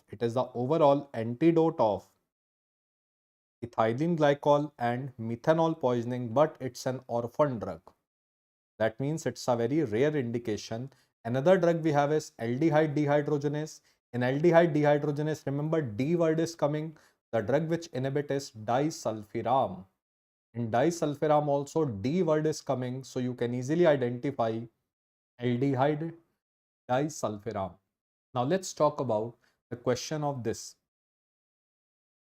Yes, aldehyde is not given. Disulfiram is not given. Now, a chronic alcoholic patient, alcohol means always and always ethanol. After stopping the intake of alcohol, develops body tremors, vomiting, visual and auditory hallucination. Which of the following drug is given to prevent another episode of these symptoms? So can we say the patient is suffering from withdrawal symptom? So which drug is given to prevent another attack of withdrawal symptom, that is chlordiazepoxide? Let's talk about alcohol de-addiction. So if a patient comes to you with acute withdrawal is an emergency. The patient become excitable, which is known as delirium tremens. Let's sedate the patient. Let's calm down the patient by giving IV diazepam. Now, after you have taken out the patient from this acute withdrawal, now we have to prevent another withdrawal. So now we maintain the patient on long-term maintenance phase to prevent withdrawal. We give oral chlordiazepoxide. The name is very much similar to diazepam only. And we slowly taper off this drug so that patient does not go into withdrawal symptom. But these two benzodiazepines, they are contraindicated in liver disease. So if the patient is having liver disease, let's say the patient is having raised AST and ALT levels, then instead of diazepam or instead of chlordiazepoxide, we give the drug lorazepam or oxazepam, because lorazepam and oxazepam are liver safe drug. Okay, so in liver failure, don't give diazepam and chlordiazepoxide. Now slowly you have tapered off the drug. Now the patient is alcohol free. Now the patient should not start drinking again. To prevent relapse or to maintain abstinence, we give anti-craving drug. In anti-craving drug, we give a combination of naltrexone with acamprosate. So they are given to prevent relapse so that patient should not start drinking again. But we have a drug that will induce fear or deterrent drug so that person should not start drinking again. The drug name is disulfiram. So here the drug we give is disulfiram. Now remember, is there any drug which is off-label use? Off-label means the drug which is not approved but found to be effective. Off-label anti-craving drug is one anti-epileptic drug, topiramate. And off-label deterrent drug we have is one antibiotic, metronidazole. So metronidazole is off-label use as a deterrent drug because I will be telling you metronidazole shows disulfiram-like reaction. Yes, but it is not approved, it is off-label use. The drugs which are approved I have written in black. Now what is disulfiram? We know that disulfiram inhibit aldehyde dehydrogenase. So because of this reason, when you give disulfiram, acetaldehyde accumulates in the body and acetaldehyde produce harmful symptoms. So that is why the patient will have fear that if I will drink alcohol, दारू मजा नहीं देगी, दारू सजा बन जाएगी, इसलिए disulfiram दारू को सजा बना देता है, डेटरेंट ड्रग है. तो harmful symptoms like vomiting, flushing, chest pain, hypotension या डेथ भी हो सकती है. Because of this reason disulfiram is only given to prevent relapse, ताकि आदमी दोबारा शुरू ना करे. डाइसल्फिराम इज एब्सोल्युटली अवॉइडेड और contraindicated in active drinkers. Active drinkers में बिल्कुल भी डाइसल्फिराम नहीं देना, क्योंकि पेशेंट की हाइपोटेंशन से डेथ भी हो सकती है. So that is why there are certain drugs which show disulfiram like reaction. That is why the drug which show disulfiram like reaction are absolutely contraindicated in active drinkers. Mnemonic is cyclic GMP. इसमें आपको दो drug याद रखने हैं बेटा. पहला सीफोपराजोन और दूसरा आपने कौन सा ड्रग याद रखना है? Metronidazole. Other two drugs are griseofulvin, drug for fungal infection, and we have procarbazine. Carvard are it's an anti-cancer drug. Now the point is कैसे याद करें? कैसे याद करें? सर जब आप ओपेरा सुनने जाते हो, म्यूजिक सुनते हो, तो हाथ में क्या होता है? हाथ में दारू का गिलास होता है. तो ओपेरा वाला ड्रग अल्कोहल के साथ नहीं देना. तो ओपेरा सुनने जाओगे, ईफोपराजोन में ओपेरा वर्ड आ रहा है, तो हमें ओपेरा सुनेंगे, म्यूजिक सुनेंगे तो दारू नहीं पीएंगे. सेकंड इज जो लोग मेट्रो में होते हैं, मेट्रो सिटीज में होते हैं, वो ज्यादा दारू पीते हैं. तो मेट्रो वाला ड्रग दारू नहीं देनी इसके साथ. Remember this part. Now let's talk about another de addiction, opioid या मॉर्फिन एडिक्शन. अगर एक पेशेंट को एक्यूट पॉइजनिंग है, तो पेशेंट को क्या होता है? मियोसिस या पिन पॉइंट प्यूपिल. पेशेंट की डेथ होती है बिकॉज ऑफ रेस्पिरेटरी डिप्रेशन. तो antidote of opioid poisoning is IV naloxone. अब आपने पेशेंट को बाहर निकाल दिया. अब again we will put the patient on maintenance phase to prevent another attack of withdrawal. 3 drugs are approved. These drugs are opioids. So 3 drugs opioid, they are given to prevent opioid withdrawal symptom. BMT, bone marrow transplant. B for buprenorphine. M for methadone and T for tramadol. ये 3 drug approved है to prevent opioid withdrawal symptom. और इन drug को भी हम धीरे धीरे क्या करेंगे? टेपर ऑफ कर देंगे, ताकि आदमी नशा मुक्त हो जाए. अभी आदमी दोस्त की पार्टी में गया, दोबारा ओपियोइड लेना शुरू कर सकता है. So we have to prevent relapse, ताकि आदमी दूर रहे, दोबारा शुरू ना करे. Here we give oral naltrexone. तो आई होप आपको समझ आ गया ओरल नैल्ट्रिक्सोन कहाँ यूज करते हैं और आईवी नैलोक्सोन कहाँ यूज करते हैं. आईवी नैलोक्सोन हम देते हैं बेटा एक्यूट पॉइजनिंग में. ओरल नैल्ट्रिक्सोन हम देते हैं to prevent relapse. Now let's talk about, apart from mu opioid receptor, on which other receptor tramadol acts. So tramadol also has SNRI like property. It has serotonin, norepinephrine, reuptake inhibiting property. Let's talk about unique opioid. So tramadol is mu agonist. Mu एक opioid receptor है, plus SNRI like property. Then we have methadone. Methadone is mu agonist, plus it has NMDA antagonist property. Because of its NMDA antagonist property, कौन सा drug QT prolongation करेगा? बिल्कुल मिलेगी बेटा PDF. Last year NEET question. Methadone causes QT prolongation on heart. Pethidine, again mu agonist, plus pethidine has anticholinergic action. It has anticholinergic action just like a drug atropine. Just like a drug atropine. Pethidine के साथ लिखोगे 2P. It is the drug of choice in pregnancy. Pregnancy में opioid में कौन सा drug of choice है? Pethidine. It is also the drug of choice for post anesthetic shivering. Post anaesthetic shivering का भी ड्रग ऑफ चॉइस क्या है? Pethidine. सुफेंटानिल लिखेंगे most potent opioid. Fentanyl not given orally. हमने रीजन पढ़ा था, it has a very high first pass metabolism in liver. तो first pass metabolism FPM किसका सबसे ज्यादा होता है? फेंटानिल का. रेमीफेंटानिल हमने पढ़ा था शॉर्टेस्ट ओपियोइड. पहले दिन it was metabolized or degraded by plasma esterase enzyme just like a beta blocker, that is ismolol की तरह. Let's talk about a disease, Wilson disease. Wilson disease में क्या होता है? बॉडी में कॉपर डिपोजिशन हो जाता है क्योंकि सेरिलोप्लाज्मिन जो कॉपर चिलेटर है इसकी डेफिशिएंसी होती है, तो लिवर और ब्रेन डैमेज हो जाता है. So that is why treatment of Wilson disease is overall drug of choice is zinc. Because zinc reduces copper absorption from GIT. अगर जिंक से ठीक नहीं होता, we add copper chelator. और बेटा आपको दो कॉपर चिलेटर के नाम याद रखने हैं. पहला पेनिसिलामीन जो हमने रूमेटॉइड आर्थराइटिस में भी पढ़ा था, और सेकंड आपने याद रखना है trientine. Trientine. Then we have Rett syndrome. एक फीमेल है, mental retardation. The only approved drug for Rett syndrome is trofinetide. तो trofinetide क्या है बेटा? It is IGF-1, insulin-like growth factor 1. It has neuroprotective effect in Rett syndrome. Rett syndrome is a neurodegenerative disease. ये neurons को protect करता है. Then we have amyotrophic lateral sclerosis. Sir Stephen Hawkins, who discovered black hole, he suffered from this disease.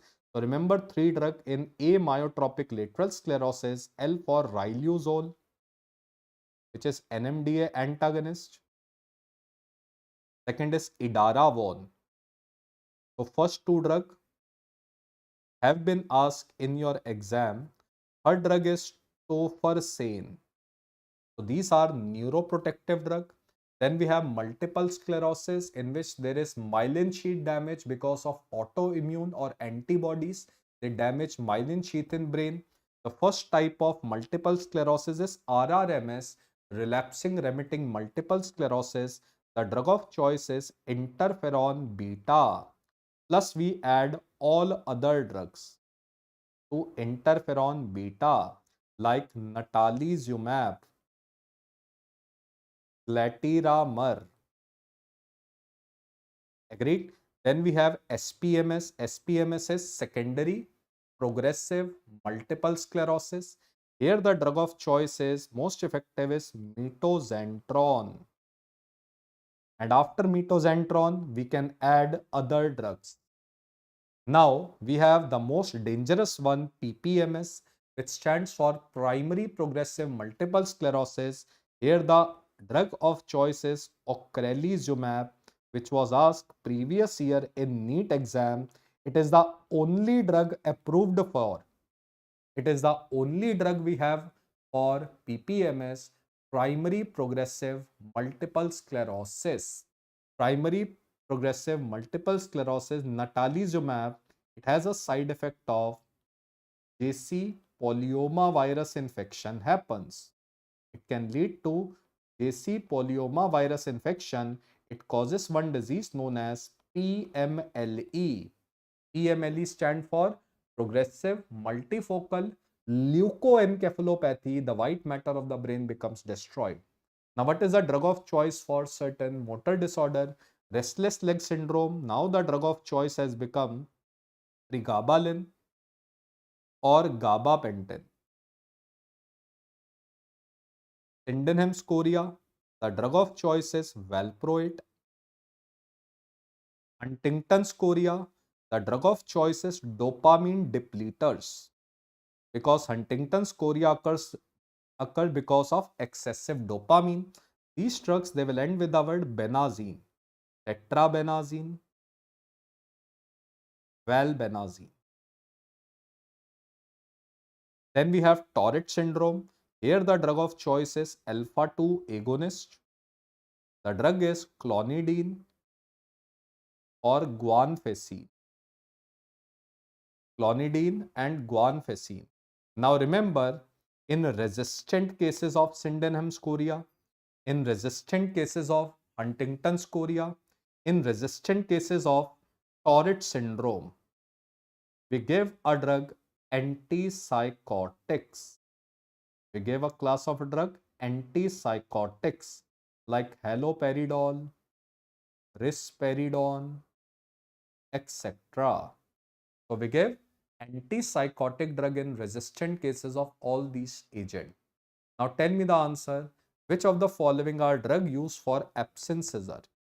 So in absence seizure, we only use three drug EVL. EVL. So can you tell me which drug is starting with the word E and V?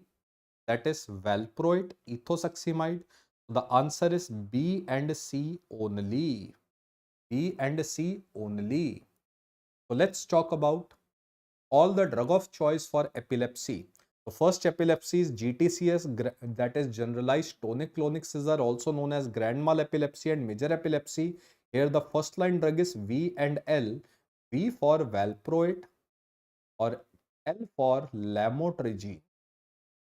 But if the patient is having absence seizure is also known as petit mal epilepsy. There is no body movement, absence of body movement. That is why it is only diagnosed on the basis of EEG, 3 Hertz wave spike pattern. Here the drug of choice is EVL.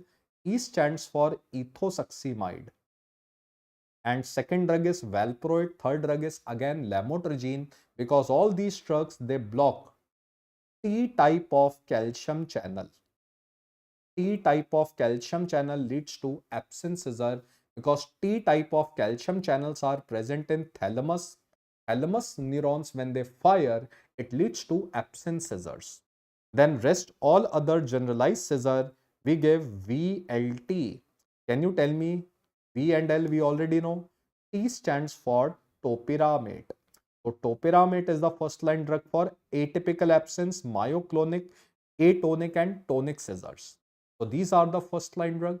Now let's talk about febrile seizure. Febrile seizure occurs because of fever in children.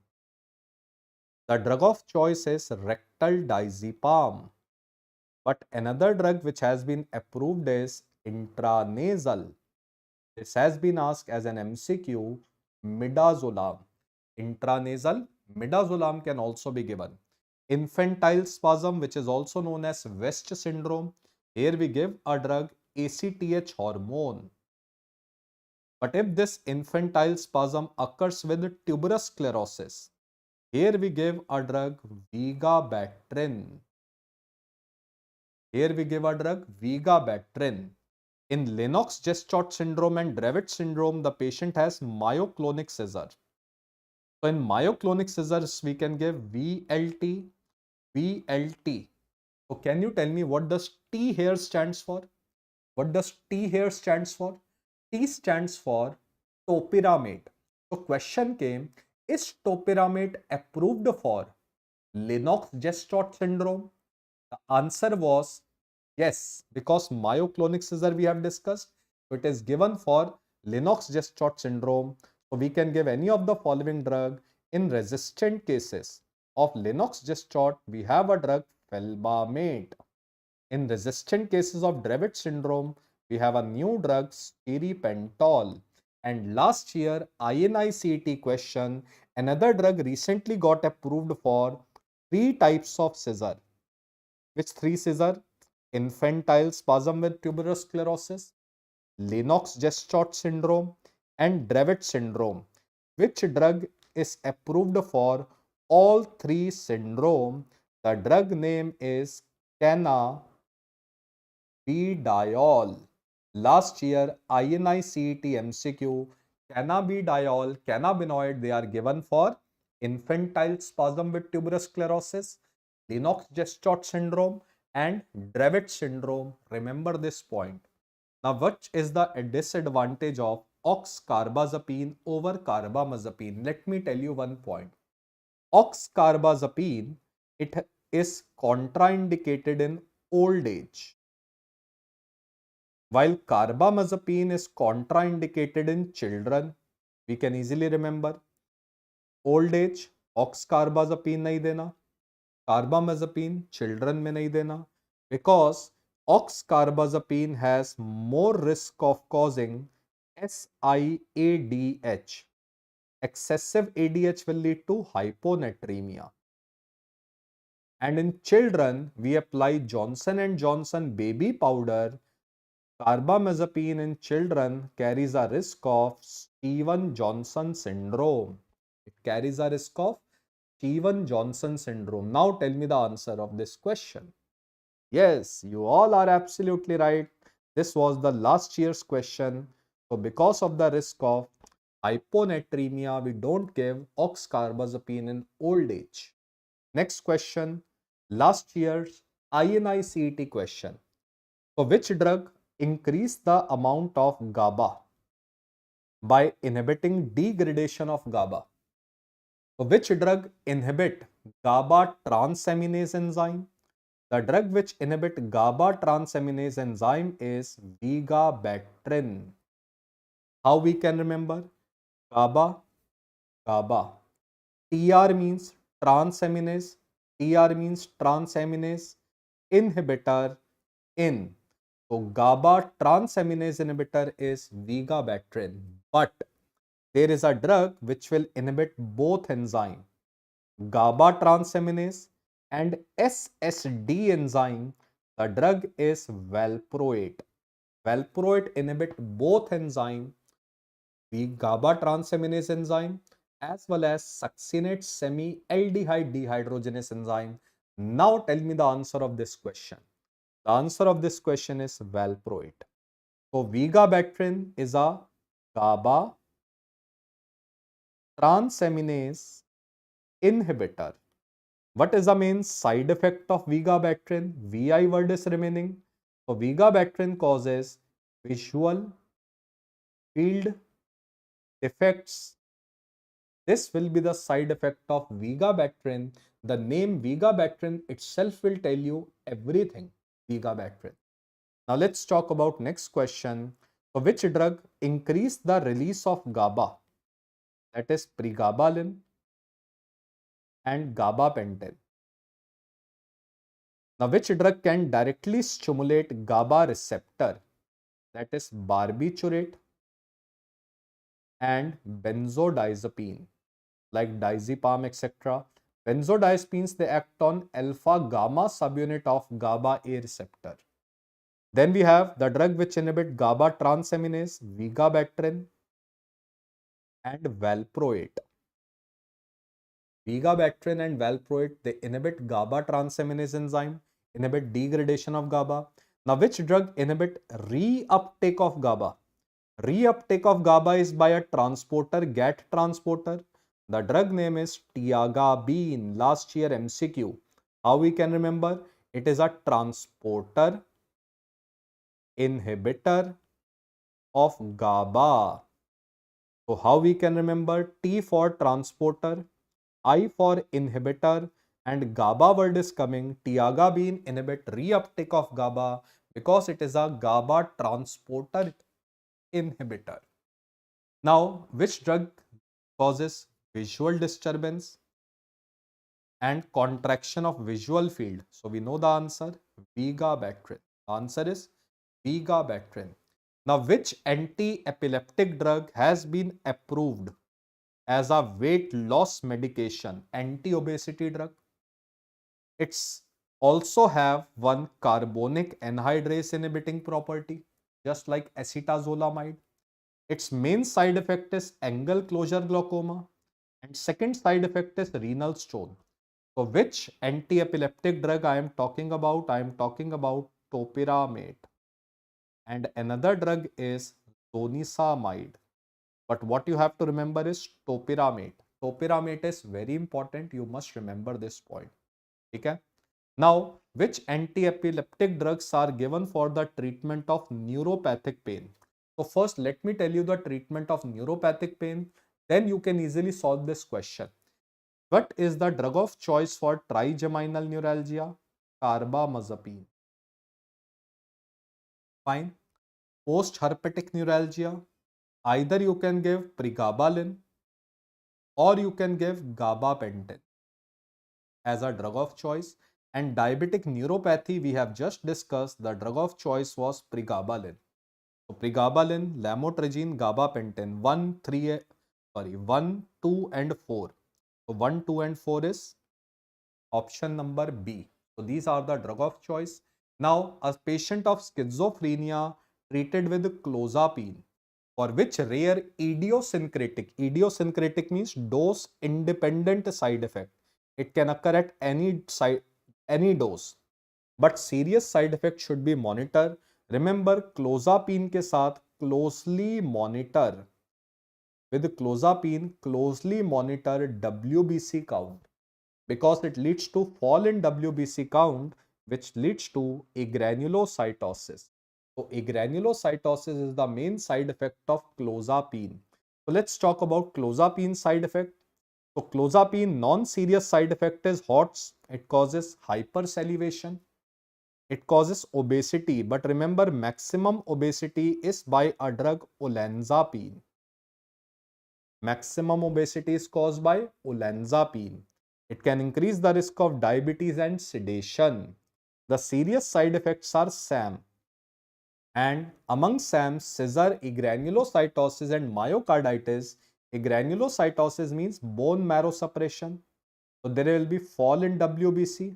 And this agranulocytosis is the dose independent side effect of clozapine. Dose independent side effect of clozapine is agranulocytosis. It can occur at any dose. So maximum obesity is caused by which antipsychotic drug? Olanzapine.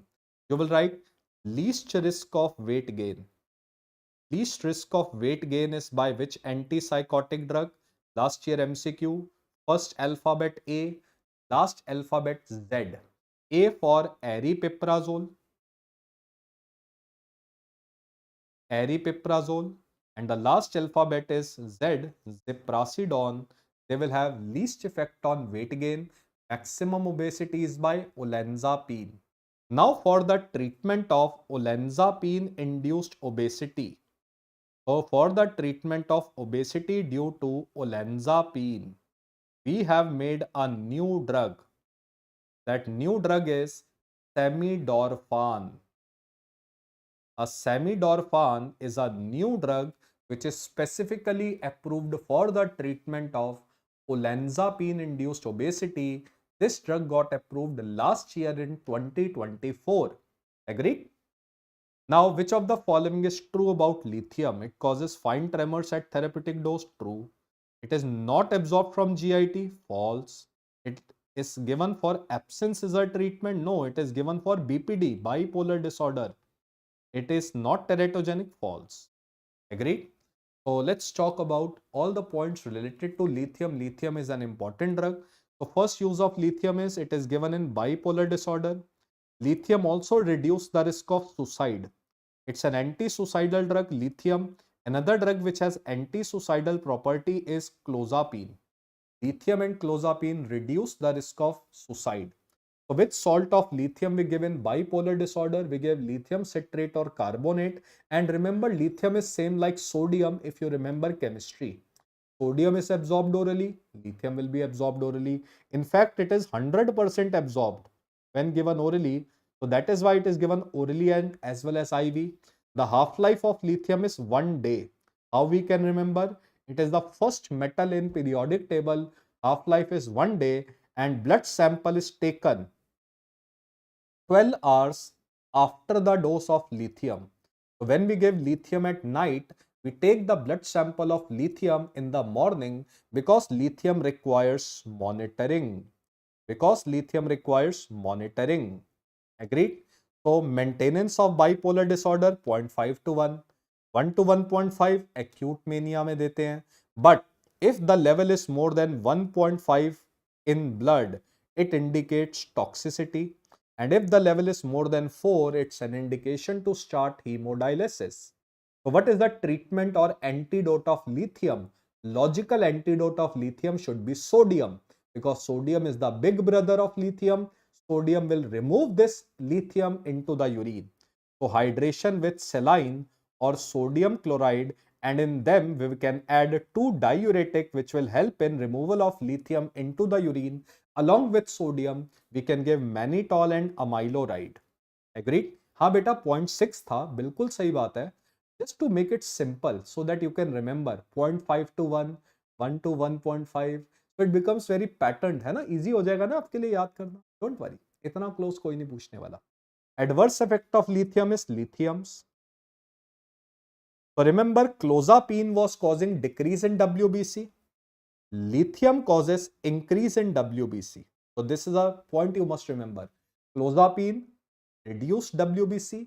Lithium causes leukocytosis, increase in WBC. Now lithium causes tremor. In normal dose, fine tremors. In toxic dose, coarse tremors. In toxic dose, coarse tremors. Now lithium causes hypothyroid goiter. Important. Lithium causes nephrogenic diabetes insipidus, excessive urination. And in mental, it can cause ataxia, tinnitus and seizure. Is lithium teratogenic? Yes, lithium causes Epstein anomaly. It's a cardiac anomaly which we have discussed yesterday. Abnormal tricuspid valve, box-shaped heart. Epstein anomaly is a teratogenic effect of lithium, box-shaped heart. Next point, a bank employee suffering from depression. He came to AIIMS OPD. He was started on escitalopram. Escitalopram is an SSRI which I am going to tell you. Which of the following adverse effect cannot be explained by escitalopram? So which of the following is not the side effect of escitalopram? Okay. So lithium dose must be reduced in third trimester of pregnancy. Dose must be reduced. So remember the answer is Cialuria. Instead of Cialuria, SSRI they rather produce dry eyes and dry mouth. Okay? Their most common side effect is nausea. Their characteristic side effect is sexual dysfunction, that is anorgasmia. So let's talk about all antidepressant drug at one place. So first is SSRI. The names are very important. FFP Dex. That is fluvoxetine, fluvoxamine, paroxetine, depoxetine, escitalopram, citalopram and sertraline. You have to remember fluvoxetine overall is the longest antidepressant drug. Because it is the longest acting antidepressant drug, it will have least risk of causing drug discontinuation syndrome. So that means if you will suddenly stop them, nothing will happen. Then we have SNRI, serotonin norepinephrine reuptake inhibitor. So that is venlafaxine, milnacipran, duloxetine. Venlafaxine is the shortest acting drug. It will have maximum risk of causing drug discontinuation syndrome. Duloxetine, you can see D and U word is coming. Duloxetine, D and U word is coming. Duloxetine has been approved for diabetic neuropathy. And U for urinary incontinence. It is also approved for which type of urinary incontinence? Stress urinary incontinence. Okay. Next point is NRI, norepinephrine reuptake inhibitor. The drug is atomoxetine. Yesterday I told you atomoxetine A and T word is coming. So it is a drug of choice for ADHD with Tourette syndrome. If ADHD occurs with Tourette syndrome, We give NRI. Now all these antidepressants, their side effect is common. Antidepressant side effect. So all the secretions are reduced, dry eyes and dry mouth. Scissors, suicide. Why suicide? If you suddenly stop them. If you suddenly stop them, it increases the risk of suicide, which is known as drug discontinuation syndrome. That is why certain Hollywood, Bollywood people, you must have seen Sushant Singh Rajput and everything, they were taking antidepressant which can lead to paradoxical suicide. And their side effect is sexual dysfunction. In sexual dysfunction, they can cause delayed ejaculation. Because they produce delayed ejaculation, SSRI are the drug of choice for the treatment of premature ejaculation. So in premature ejaculation, you can remember one drug, we give paroxetine because it causes delayed ejaculation given in the treatment of premature ejaculation. Now all antidepressant when given in pregnancy, in fetus they can cause PAH. Their teratogenic effect in fetus is pulmonary artery hypertension. Pulmonary artery hypertension. Ramchandra ji, you are in 11th biology stream. Why you are here?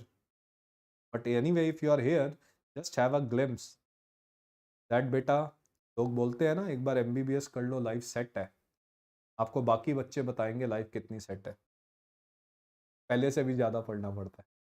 A patient was treated on tricyclic antidepressant for major depressive episode, which is not seen with the TCA. Which is not seen with the TCA. TCA से कौन सा side effect नहीं देखा जाता? Anyone? This question came last year in NEET PG. Which of the following is not the side effect of TCA poisoning? Anyone? The answer is hypothermia. So I will tell you, it rather produce hyperthermia. Let's see the reason why. So let's talk about tricyclic antidepressant. They will end with the word pramine. They will end with the word pramine. Imipramine, desimipramine, clomipramine, trimipramine. They will end with the word triptyline, amitriptyline, nortriptyline. And try to remember 4 drugs more, dard. That is doxepin, amoxapine, reboxetine, and dothepin. What is the main action of tricyclic antidepressant? Tricyclic antidepressant are also SNRI, serotonin, norepinephrine reuptake inhibitor. But remember, they are non-selective drug. They block many receptors, unwanted receptors in the body. So if they block histamine receptor, the first side effect of tricyclic antidepressant is sedation. Because they block acetylcholine receptors, muscarinic receptor, they produce atropine-like side effect. And yesterday we discussed atropine produce hyperthermia. Atropine produce hyperthermia, not hypothermia, mydriasis, and urinary retention. Because they block alpha receptor, they can lead to hypotension. And because they block potassium channel on heart, they can lead to QT prolongation. So these are the side effects of TCA. So what is the antidote of TCA poisoning? Beta, we have discussed yesterday. The antidote of tricyclic antidepressant poisoning or imipramine poisoning is sodium bicarbonate. Okay, sodium bicarbonate. Next question, beta. Let's focus back. Let's focus back. Everyone focus back. A 35-year-old male patient presented to surgery emergency with painful erection. That is priapism. Painful penile erection is priapism from past 7 hours. He has a history of mood disorder, recently prescribed a medicine by treating psychiatrist. What is the most likely offending drug? Last year NEET question. तो कौन से drug से tragedy हो जाएगी? Don't you think बहुत तगड़ी tragedy है? Priapism होना तो बहुत बड़ी ट्रेजेडी है. तो बताओ कौन सा ड्रग ट्रेजेडी वाला है? ट्रेजेडी किससे होती है? That is priapism. That is by trazodone. Trazodone will lead to tragedy. So let's talk about certain new or atypical antidepressant, very, very important for you. So first is bupropion. Bupropion is NDRI, norepinephrine dopamine reuptake inhibitor. So this antidepressant we have discussed in anti-smoking. It has also been approved as an anti-obesity drug. Its main side effect is seizures, which we discussed yesterday. Then we have trazodone. Advantage of trazodone is no risk of impotence or erectile dysfunction, but the side effect is tragedy. It can cause priapism. Mirtazapine and mianserin, they are sedative drug. So they are preferred in the treatment of depression with insomnia. Vortioxetine, vilazodone, they are new SSRI-like drugs. So you have to remember these drug names. SSRI-like drug, phenelzine, moclobemide, tranylcypromine. These drugs are MAO inhibitor, monoamine oxidase inhibitors. So these are monoamine oxidase inhibitor. You have to remember their names. It was asked recently the names of few MAO inhibitors. Fine. So we are finished with CNS. Let's talk about antimicrobials. In antimicrobial, the drugs which are cell wall inhibitors are beta-lactams. So beta-lactams, remember they inhibit transpeptidase enzyme. So we have penicillin, cephalosporin, carbapenems, and one drug aztreonam. Their main side effect is hypersensitivity or allergy.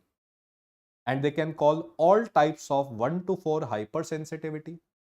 Now, aztreonam, no cross allergy. It does not cause any cross allergy. All three drugs, they can cause cross allergy.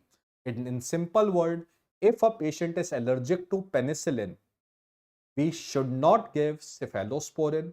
We should not give carbapenems. What are the names of those drugs? I will be telling you. There is a trick to remember. But aztreonam can be given. So what is the drug of choice for penicillin allergy? The drug of choice for penicillin allergy is erythromycin or azithromycin. Another drug which is a cell wall inhibitor we have is vancomycin. So vancomycin inhibit an enzyme, trans-glycosylase enzyme. It inhibits trans-glycosylase enzyme. Now remember how we can remember. In micro you have written that cell wall of a bacteria is made up of peptidoglycan. Peptido part, glycan part. So peptidase, peptide part is inhibited by beta-lactam group and the glycan part is inhibited by a drug vancomycin. So peptidoglycan, peptides, beta-lactam, glycans, vancomycin. A new drug similar to vancomycin is teicoplanin.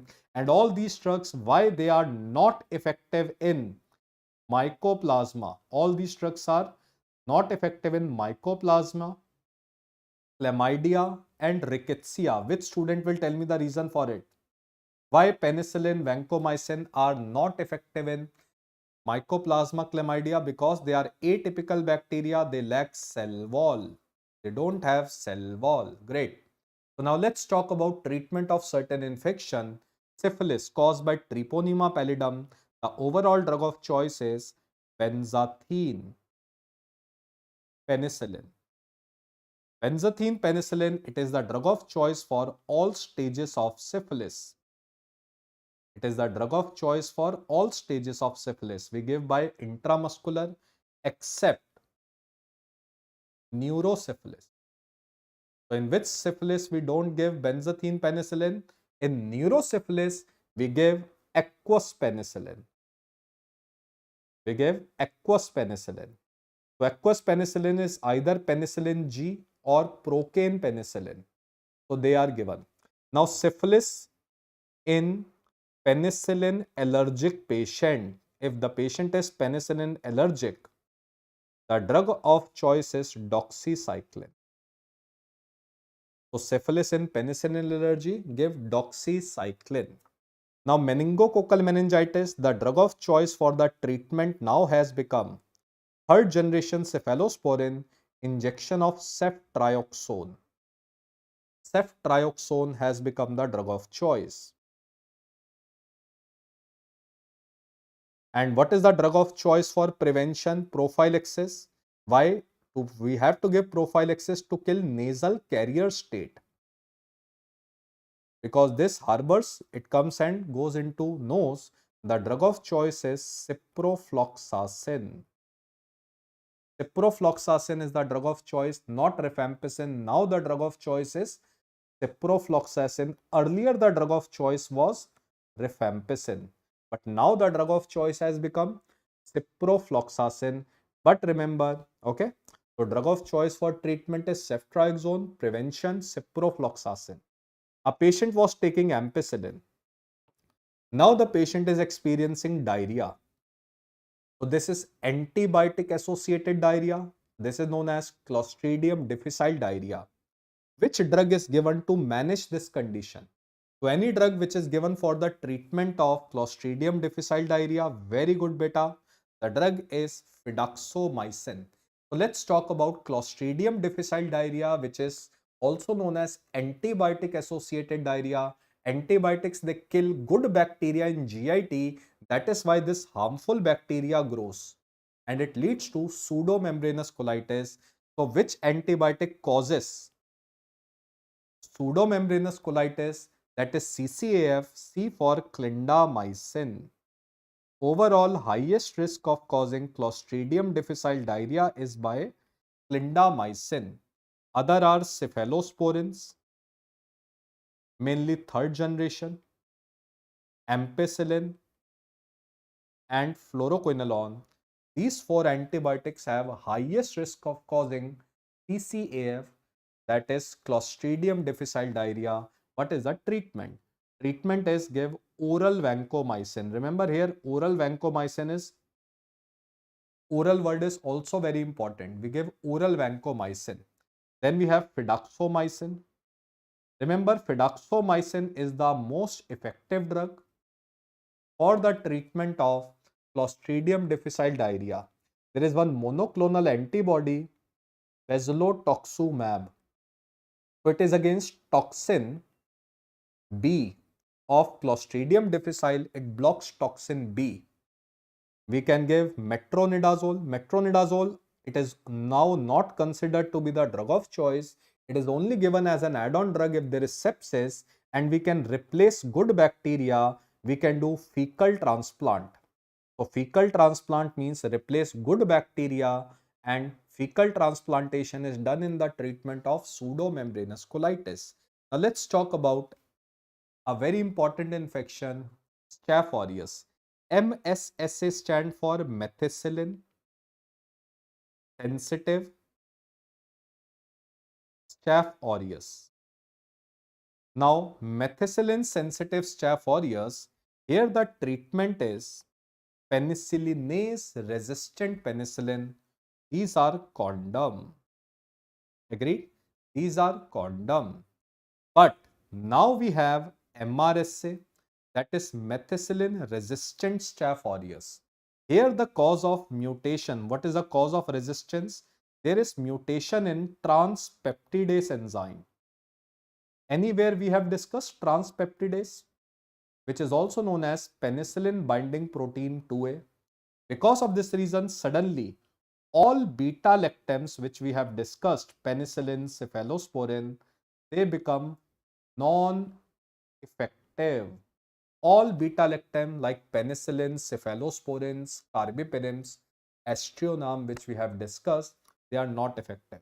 So what is the drug we have for MRSA? IV drugs.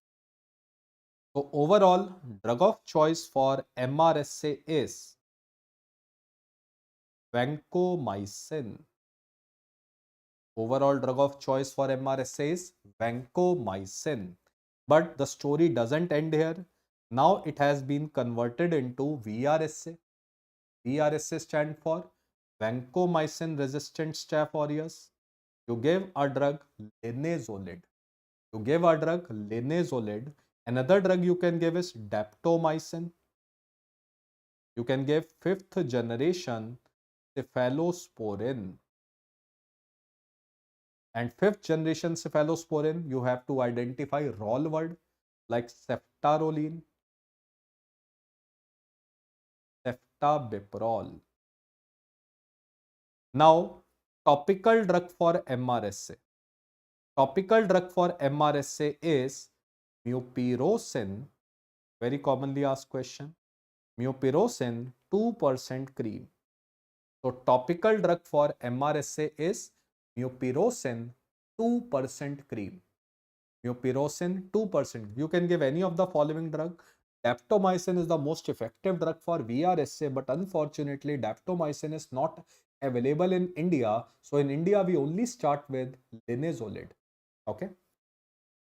Now let's talk about Listerine. The drug of choice is ampicillin with gentamicin. Agreed? Then enterococcal endocarditis. Again the drug of choice is ampicillin with gentamicin. Now comes the question. In ampicillin, which is a penicillin, in ampicillin resistant cases or ampicillin allergic cases, we give IV, replace this ampicillin with vancomycin with gentamicin. Remember, in Clostridium difficile, vancomycin was given orally, while in this infection we give vancomycin IV. What is the main side effect of vancomycin? Vancomycin is ototoxic, it is nephrotoxic, and vancomycin causes red man syndrome. Red man syndrome is histamine release from mast cell, which leads to redness. Redness is the main side effect of vancomycin. Now tell me the answer of this question. Which drug is given to reduce toxin production in toxic shock syndrome? Toxic shock syndrome is due to super antigens of Staphylococcus and Streptococcus. Now in toxic shock syndrome, toxin to kill bacteria, any dangerous gram-positive bacteria, straight away give vancomycin. But to reduce toxin production, which is the cause of death, we give a drug clindamycin. So clindamycin is given to reduce toxin production in toxic shock syndrome toxin. So here the answer is not vancomycin. Here the answer is clindamycin. Here the answer is beta clindamycin. So that is why this question has been asked 3-4 times in your NEET PG and INI CET exam. Next question. A patient is having fever with eschar. What is the treatment? Fever with eschar. Yes, this is the treatment. This is the rickettsial infection.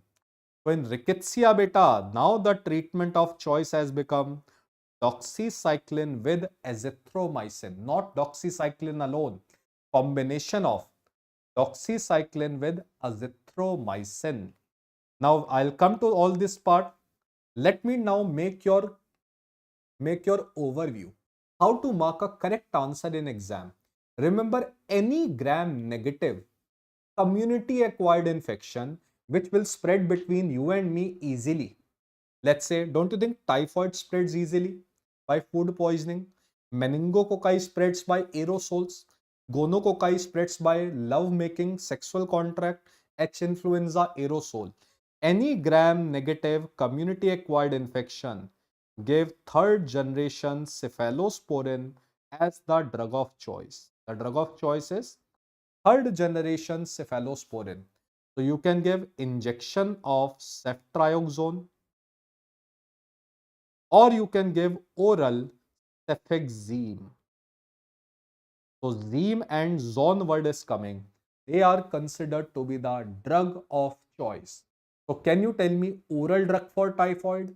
Oral drug for gonorrhea? The answer is cefixime. Injectable drug, you know. But in their resistant cases, which drug to be given? I will tell you shortly. In the resistant cases, we will give these drugs which I am going to tell you. Now let's talk about certain bacteria which we never hear normally, because these bacteria don't spread in community. They only produce hospital acquired infection or nosocomial infection. Like if a patient is on ventilator associated pneumonia caused by Klebsiella and Acinetobacter. Similarly, when we put Foley's catheter associated urinary tract infection caused by Pseudomonas burkholderia. Sir, which drug to be given? Straight away start carbapenems. Straight away start carbapenems. And any drug which is a carbapenem, it will end with the word penem. It will end with the word penem. So heard about imipenem, meropenem. So they are given in hospital acquired gram negative infection. But nowadays, beta, what is happening? These bacteria are becoming resistant to carbapenems as well. One classical example of carbapenem resistant Klebsiella is Delhi superbug. One example of Klebsiella, which is one example of carbapenem resistant bacteria, is Acinetobacter baumannii. So in carbapenem resistant bacteria like Delhi superbug, we straight away start now colistin. So I hope now you have an overview which drug to be given in which type of bacteria. I hope you will not mark this dangerous question wrong in your exam now. Agreed? Now, which carbapenem is most toxic? Imipenem is the most toxic carbapenem. It causes nephrotoxicity and it causes seizure. Now, to reduce toxicity of imipenem, we combine imipenem with the drug cilastatin. So, cilastatin is combined with imipenem to reduce toxicity of imipenem. Okay? To reduce the toxicity of imipenem. Now, let's talk about DNA inhibitor. DNA inhibitor, we have metronidazole. So, these drugs, they will end with the word nidazole. Nidazole, nidazole, nidazole. So where they are given? They are given in Gupta G's giardiasis and Gardnerella infection. Gardnerella causes bacterial vaginosis. They are metronidazole is given in ulcer due to H. pylori. It is given for pseudomembranous colitis. It is given for Trichomonas vaginalis infection. It is also given for anaerobic bacteria and amoebic dysentery and amoebic liver abscess. The drug of choice is metronidazole. Now, how to identify? The question will come bacterial vaginosis. You will get a hint of clue cells. Clue cells. In Trichomonas vaginalis, you will get a hint of fishy smell of vaginal discharge, and strawberry cervix. Strawberry cervix. That will be a hint of Trichomonas vaginalis. So metronidazole, can you tell me its main drawback? If you are in metro, we know metro people, the people who live in metro, they drink a lot. We know metronidazole causes disulfiram-like reaction. Another DNA inhibitor, fluoroquinolone, they will end with the word floxacin. They inhibit DNA gyrase enzyme. And their classical side effect is tendinitis. Tendinitis means they can lead to rupture of Achilles tendon. They can also lead to photosensitivity on skin. They can also produce QT prolongation. So QT prolongation, photosensitivity and tendinitis. Protein synthesis inhibitor, tetracycline. We will see where doxycycline is used. Remember, doxycycline is the only tetracycline which is renal safe. Renal safe tetracycline is doxycycline. So minocycline is given in the treatment of acne and leprosy. Now remember, tetracycline, they chelate with calcium. Because they chelate with calcium, they produce tooth damage. They produce tooth damage and stunting. They produce stunting in children. That is why they are contraindicated in children less than 8 years of age. because of tooth damage and stunting. Then we have chloramphenicol. Remember 3B with chloramphenicol. Chloramphenicol brain entry is very good. It is given in the treatment of meningitis. Chloramphenicol causes bone marrow suppression and it is contraindicated in babies or neonates because chloramphenicol causes gray baby syndrome. Gray baby syndrome is caused by chloramphenicol. That is why it is contraindicated in babies or neonates. Macrolides, they will end with the word thromycin. A recently approved new drug in macrolide made in India drug is nephithromycin. Nephithromycin is made in India drug, recently got approved last year by Indian government. So let's talk about other drugs shortly. Linezolid. Linezolid means side effect you have to remember comb. Linezolid side effect is comb. But great advantage of linezolid, just like doxycycline, it is also renal safe. So it causes chorioretinitis, it causes optic neuritis, chorioretinitis and optic neuritis. That means it can lead to blindness. It can lead to blindness. Next is very important. Which antibiotic has MAO inhibiting action? Linezolid. And which antibiotic can cause bone marrow suppression? Linezolid. So linezolid we have discussed, it is given in the treatment of VRSA. It is also given in the treatment of VRE, vancomycin resistant enterococci, vancomycin resistant Staphylococcus aureus. Then we have aminoglycosides. Aminoglycoside, they will end with the word omycin. Okay? Or mycin word will come. Okay? Mycin or mycin word will come. So aminoglycoside, their main side effect you have to remember ototoxic, nephrotoxic, and they block NM receptor. NM receptor of acetylcholine it is blocked, and we discussed that is why it is contraindicated in myasthenia gravis. Myasthenia gravis. Now let's talk about treatment of specific infection.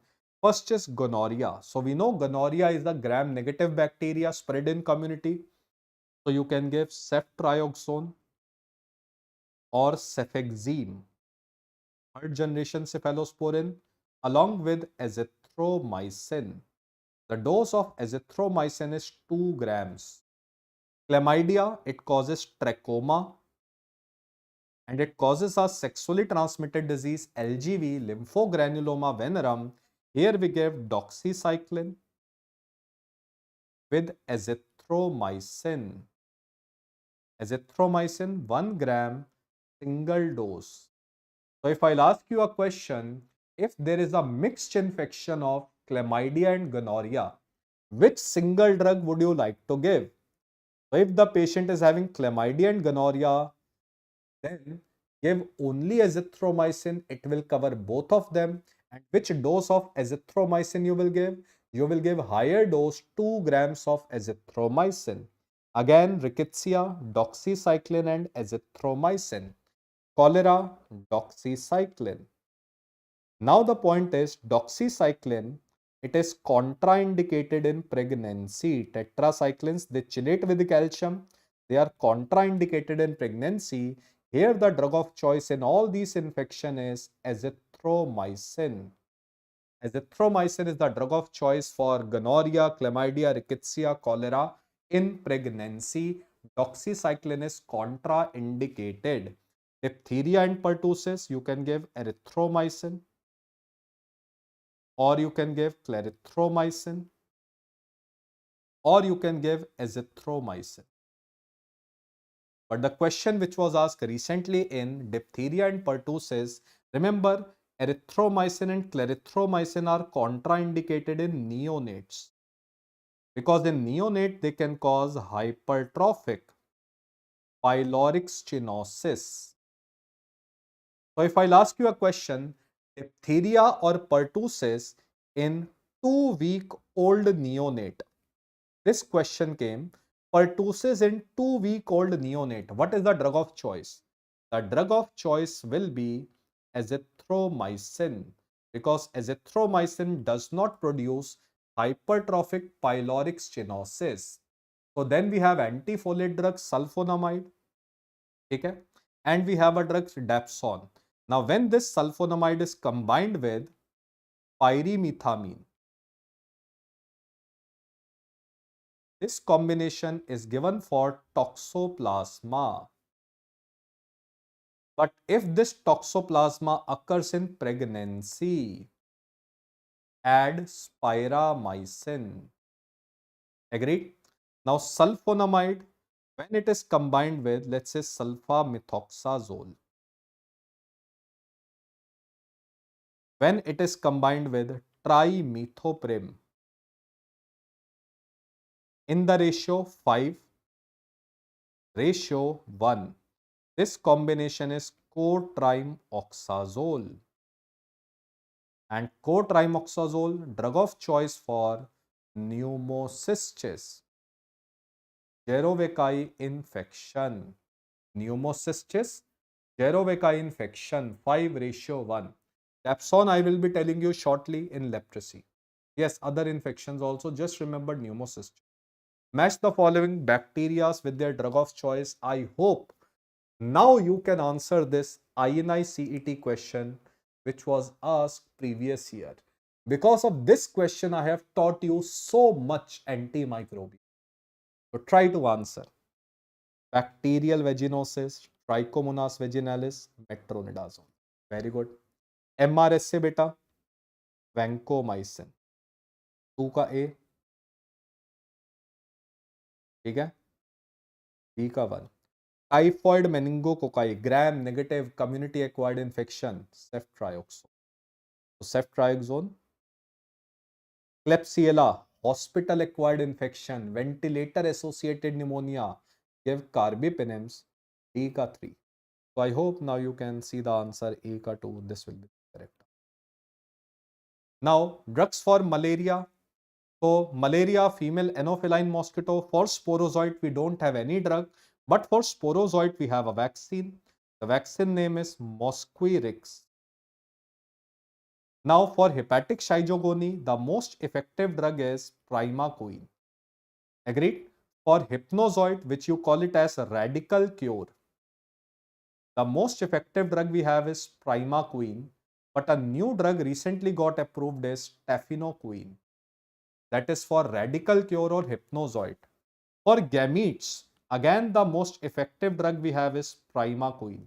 So don't you think everywhere primaquine is the drug of choice to kill every stages of plasmodia? But here comes erythrocytic schizophrenia, all drugs except primaquine. Which drug is not, primaquine is not effective in which stage of malaria? That is erythrocytic schizophrenia when it comes into RBC. So what is the treatment of malaria according to National Vector-Borne Disease Control Program guidelines?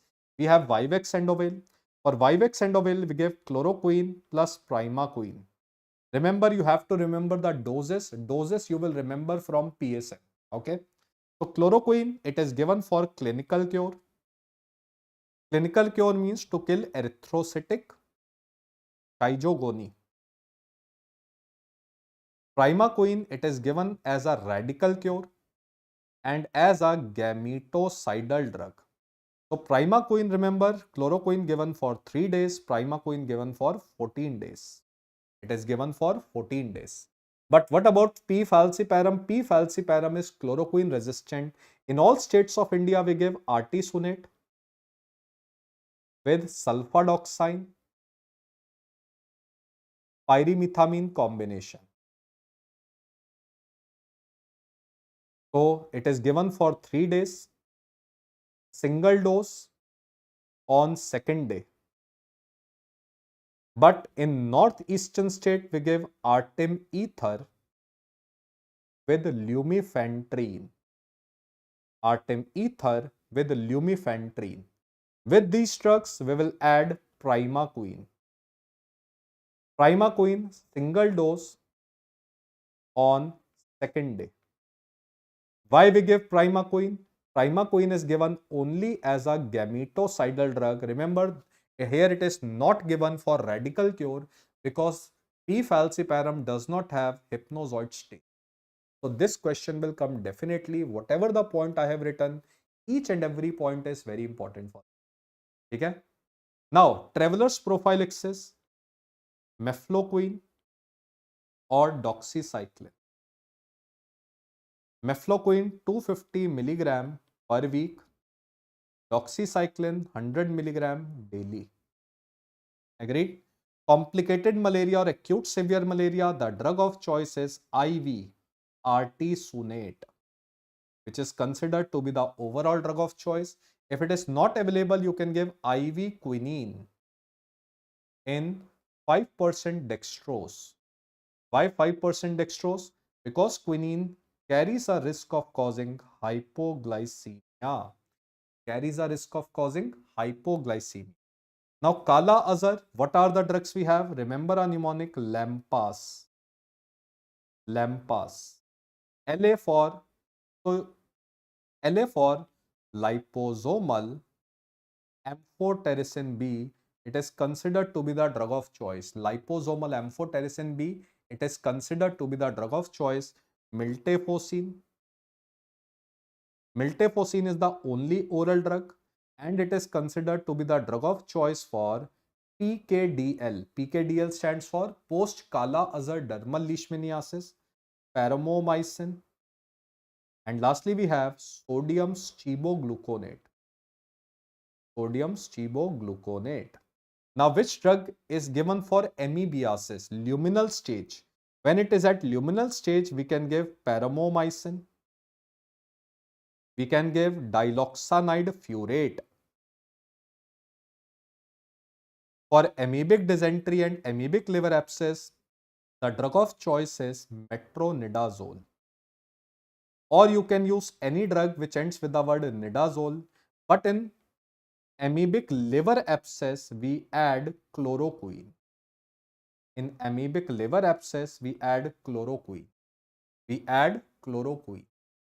Now let's talk about TB first line drug HRZE. H for isoniazid, R for rifampicin, Z for pyrazinamide, E for ethambutol.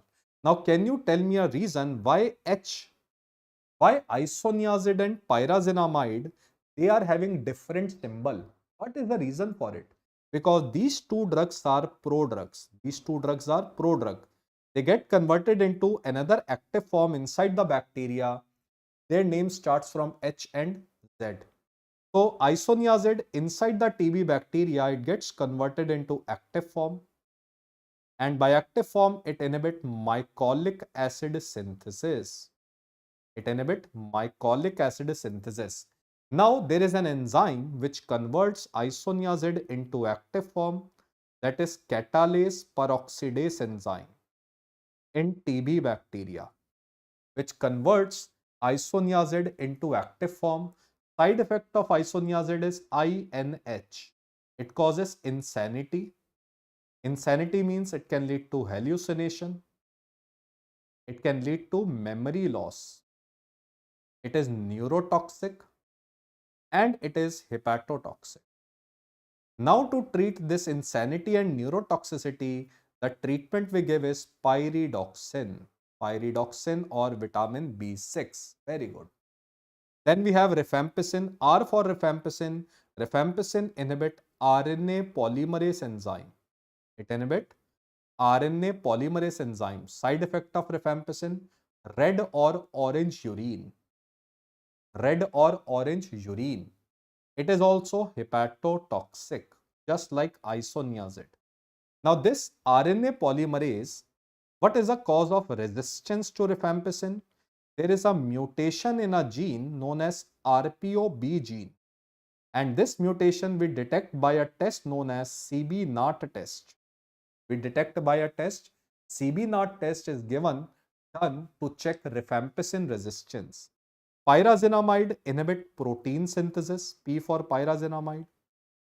And its side effect is most hepatotoxic drug. And maximum risk of causing gout. Maximum risk of causing gout. Ethambutol.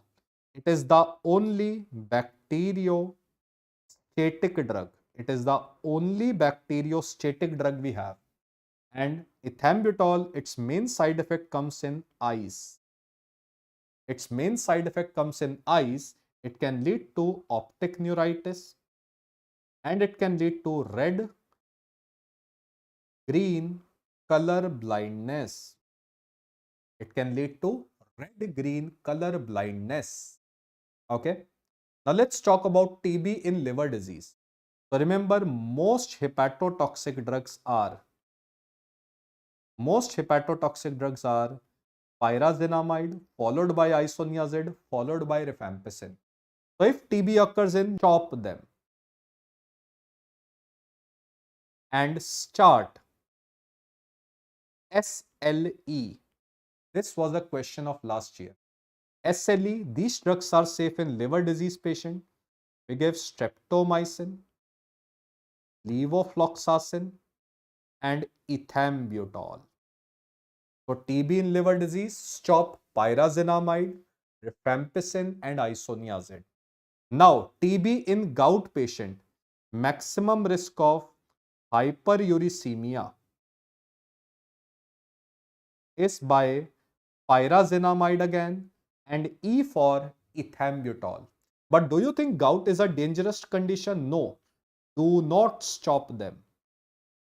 Do not stop them. Just add allopurinol. To decrease uric acid level, just add allopurinol. TB in HIV patient, remember, first treat TB. So give anti-tubercular therapy and after a gap of 2 weeks, treat HIV. Start ART. Sir, why there is a gap of 2 weeks? We prevent the gap to prevent a syndrome known as Iris syndrome. Why we give this gap? To prevent Iris syndrome. Iris syndrome is when you will give HIV drug first, the immunity improves. It can lead to immune reconstitution syndrome.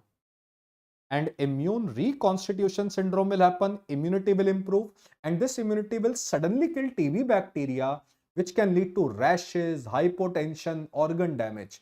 So first give TB, second, then we give ART, and there is a problem with the drug rifampicin. Rifampicin is a CYP enzyme inducer.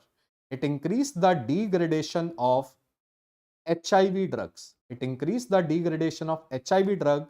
Let's take an example. Dolutegravir. Dolutegravir. Dolutegravir is a drug for HIV. Question came. So what you will do with the dolutegravir? दौलत वाले drug से क्या करोगे? If you are giving with rifampicin, dolutegravir की dose हमें क्या करनी है? dolutegravir की जो डोज है हमें डबल कर देनी है. Double the dose of dolutegravir if you are giving along with rifampicin. Agreed? Double the dose of dolutegravir. Now second line drug for TB. First is Bell. Remember Bell. ये most effective drug है MDR TB के लिए. They are the most effective drug for MDR TB. The very important drug is Bidaculin. तो बेटा Bidaculin में bed word आ रहा है ना, बेड वर्ड आ रहा है. जब आप बेड पे होते हो, when you are lying on bed, do you apply energy? Yes, if you are alone, you will not apply energy. Yes, if you are with someone, you will have to spend a lot of energy. So Bidaculin decrease energy production. How it will decrease energy production? It inhibit mycobacterial ATP synthase enzyme. Agreed? So how we can remember? Bidaculin. BED, bed word comes, then ATP come, then Q word is coming. Side effect of Bidaculin is QT prolongation. Side effect of Bidaculin is QT prolongation. Clofazimine, given for TB, given for leprosy. Side effect of clofazimine is clofazimine was a coloring dye. So it causes skin hyperpigmentation. Because it was a coloring dye, it causes skin hyperpigmentation. Cycloserine, side effect CNS. It causes CNS psychosis. Then we have Delamanid. Agreed? Then we have Pretomanid. You can see manid word is coming. Manid word is coming. Why manid word is coming? How you can remember? They inhibit mycolic acid synthesis. So mycolic acid is MA, mycolic acid inhibitor. Mycolic acid inhibitor.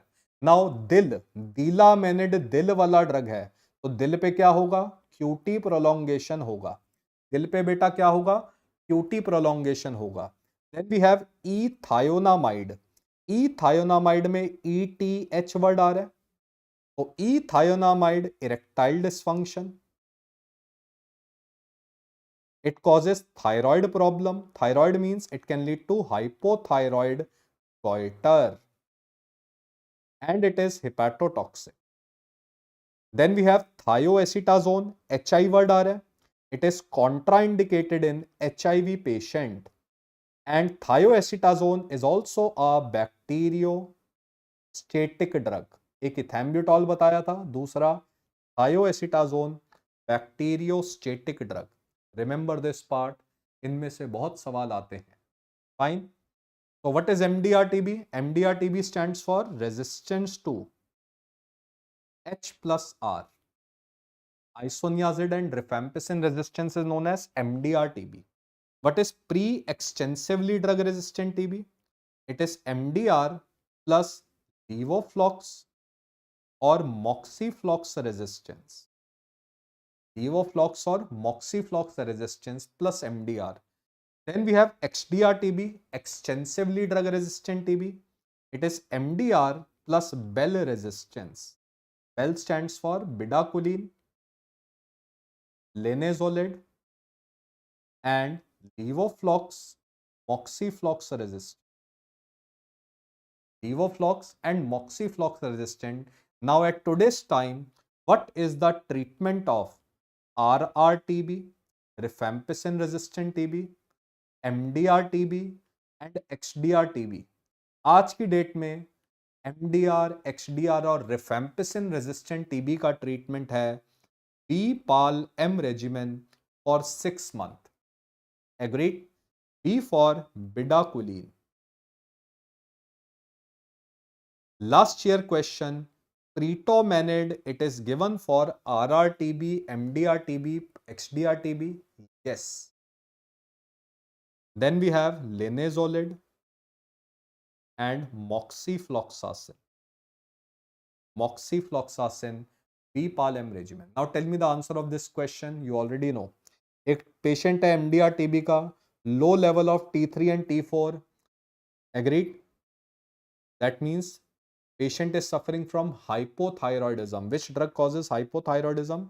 The drug which causes hypothyroidism was ethionamide. Next question. Which of the following anti-tubercular drug is not bactericidal? तो कौन सा drug bacteriostatic है? एक है थायोएसिटाजोन, दूसरा हमें याद रखना है इथैम्ब्यूटॉल. They are bacteriostatic drug. Next question. Leprosy. Beta, treatment of diagnosis of leprosy now has been changed. From 1st of April, now the guidelines of leprosy has been changed. Let me tell you, leprosy, skin lesion, it is divided into paucibacillary and multibacillary. If there is hypopigmented macule 1 to 5, we call it as paucibacillary. Don't write this part. 0 or 1 nerve involvement was paucibacillary. Now this has been changed. This has been changed. It is now 0 or no nerve involvement is. No nerve involvement is paucibacillary. If there is more than 1 nerve involvement, it is now considered to be the multibacillary. In earlier, 1 month before, if 1 nerve was involved, we were calling as paucibacillary. But now, even if 1 nerve is involved, we call the patient as multibacillary. Okay, beta? So we give 3 drugs RDC for 6 months. In multibacillary, we give RDC for 12 months. So treatment is 6 month and 12 month. I hope you know what is RDC, rifampicin, Dapsone and clofazimine. So I hope this question will come. It has now been changed. So remember, ये बात अब change हो चुकी है. आपको पता होनी चाहिए. It is a potential question which will be asked. Now, which of the following anti-leprosy drug causes skin hyperpigmentation? We just discussed. Clofazimine, previous year question. Which of the following anti-leprosy drug is given in dermatitis herpetiformis? Dapsone is given. Now, what is the drug of choice for lepra reaction? Lepra reaction is hypersensitivity to leprosy drug. So, the drug of choice is prednisolone. But remember, in prednisolone resistant cases of type 2 lepra reaction, then we add a drug thalidomide. So remember, thalidomide 2 में दिया जाता है type 2 lepra reaction, which is also known as ENL, erythema nodosum leprosum. erythema nodosum leprosum में हम thalidomide भी add कर देते हैं. Herpes virus, HSV1, HSV2, the drug of choice is acyclovir. Agreed? From acyclovir we made other drug pencyclovir, femicyclovir. But acyclovir is not effective in cytomegalovirus. Here the drug of choice is ganciclovir. So ganciclovir is the drug of choice in cytomegalovirus. Ganciclovir. From ganciclovir we made valganciclovir. Now in acyclovir and ganciclovir resistant cases, you can give foscarnet. You can also give cidofovir. You can also give cidofovir. Now remember, a new drug for CMV is fomivircin. Fomivircin. A new drug for CMV is fomivircin. Now in Bell's palsy, where there is facial nerve damage, my question from you student is, what is more important? When the facial nerve is getting damaged, what is more important? To kill herpes virus is more important, or to protect the nerve? What is more important? In Bell's palsy, tell me, to protect the nerve or control inflammation is more important, or to kill virus is more important? What do you think should be the answer? Remember, first we have to protect the nerve. Otherwise, nerve permanent damage. The drug of choice for Bell's palsy is prednisolone. Yes, you can add acyclovir like drugs, but remember the drug of choice is, remember always and always, prednisolone. So swine flu, the treatment is neuraminidase inhibitor. So neuraminidase inhibitor, they will end with the word mivir. Mivir, like oseltamivir, zanamivir. Oseltamivir, oral. Zanamivir, nasal spray, MCQ. Respiratory papillomatosis, cidofovir. Cidofovir, respiratory papillomatosis. HBV, hepatitis B virus, tenofovir or entecavir. Both are first line drugs for hepatitis B virus. Tenofovir, entecavir. Now let's talk about certain monoclonal antibodies against microbe. Palivizumab, VI word is coming. It is against a virus. Which virus? It is against RSV virus, respiratory syncytial virus. Ibalizumab, इबाली, क्या आप बता सकते हो where Bali is located? Sir Bali कहां पे located है? बाली कहां पे लोकेटेड है? बाली कहां लोकेटेड है? बाली इंडोनेशिया में है. तो just imagine you went to Indonesia, Bali, you had lot of fun, और वहां पे आपको क्या हो गया? गलती से HIV हो गया. तो which drug is given in HIV? इबालीजुमैब, बाली वाला, it blocks CD4. Ibalizumab blocks CD4. Raxibacumab, bac means it is a bacteria. AX word is coming. It is against which bacteria? Anthrax bacteria. It is against which bacteria? Anthrax bacteria. Fine. Now let's talk about HIV. Which is the drug of choice for HIV nowadays? That is TLD. Tenofovir, lamivudine, dolutegravir. Now what is the main side effect of tenofovir? Side effect of tenofovir is Fanconi syndrome. In Fanconi syndrome, there is phosphate loss. The patient suffer from osteomalacia or rickets. That is why tenofovir, it is contraindicated in children less than 10 years of age. So tenofovir, it is contraindicated in children less than 10 years of age. Tenofovir 10 साल से 10 word is coming. So in children less than 10 years of age, this tenofovir, it is replaced by zidovudine. It is replaced by zidovudine. In children less than 10 years of age, zidovudine side effect is anemia because it causes bone marrow suppression. Now, D stand for dolutegravir, and dolutegravir main side effect is it causes Stevens-Johnson syndrome.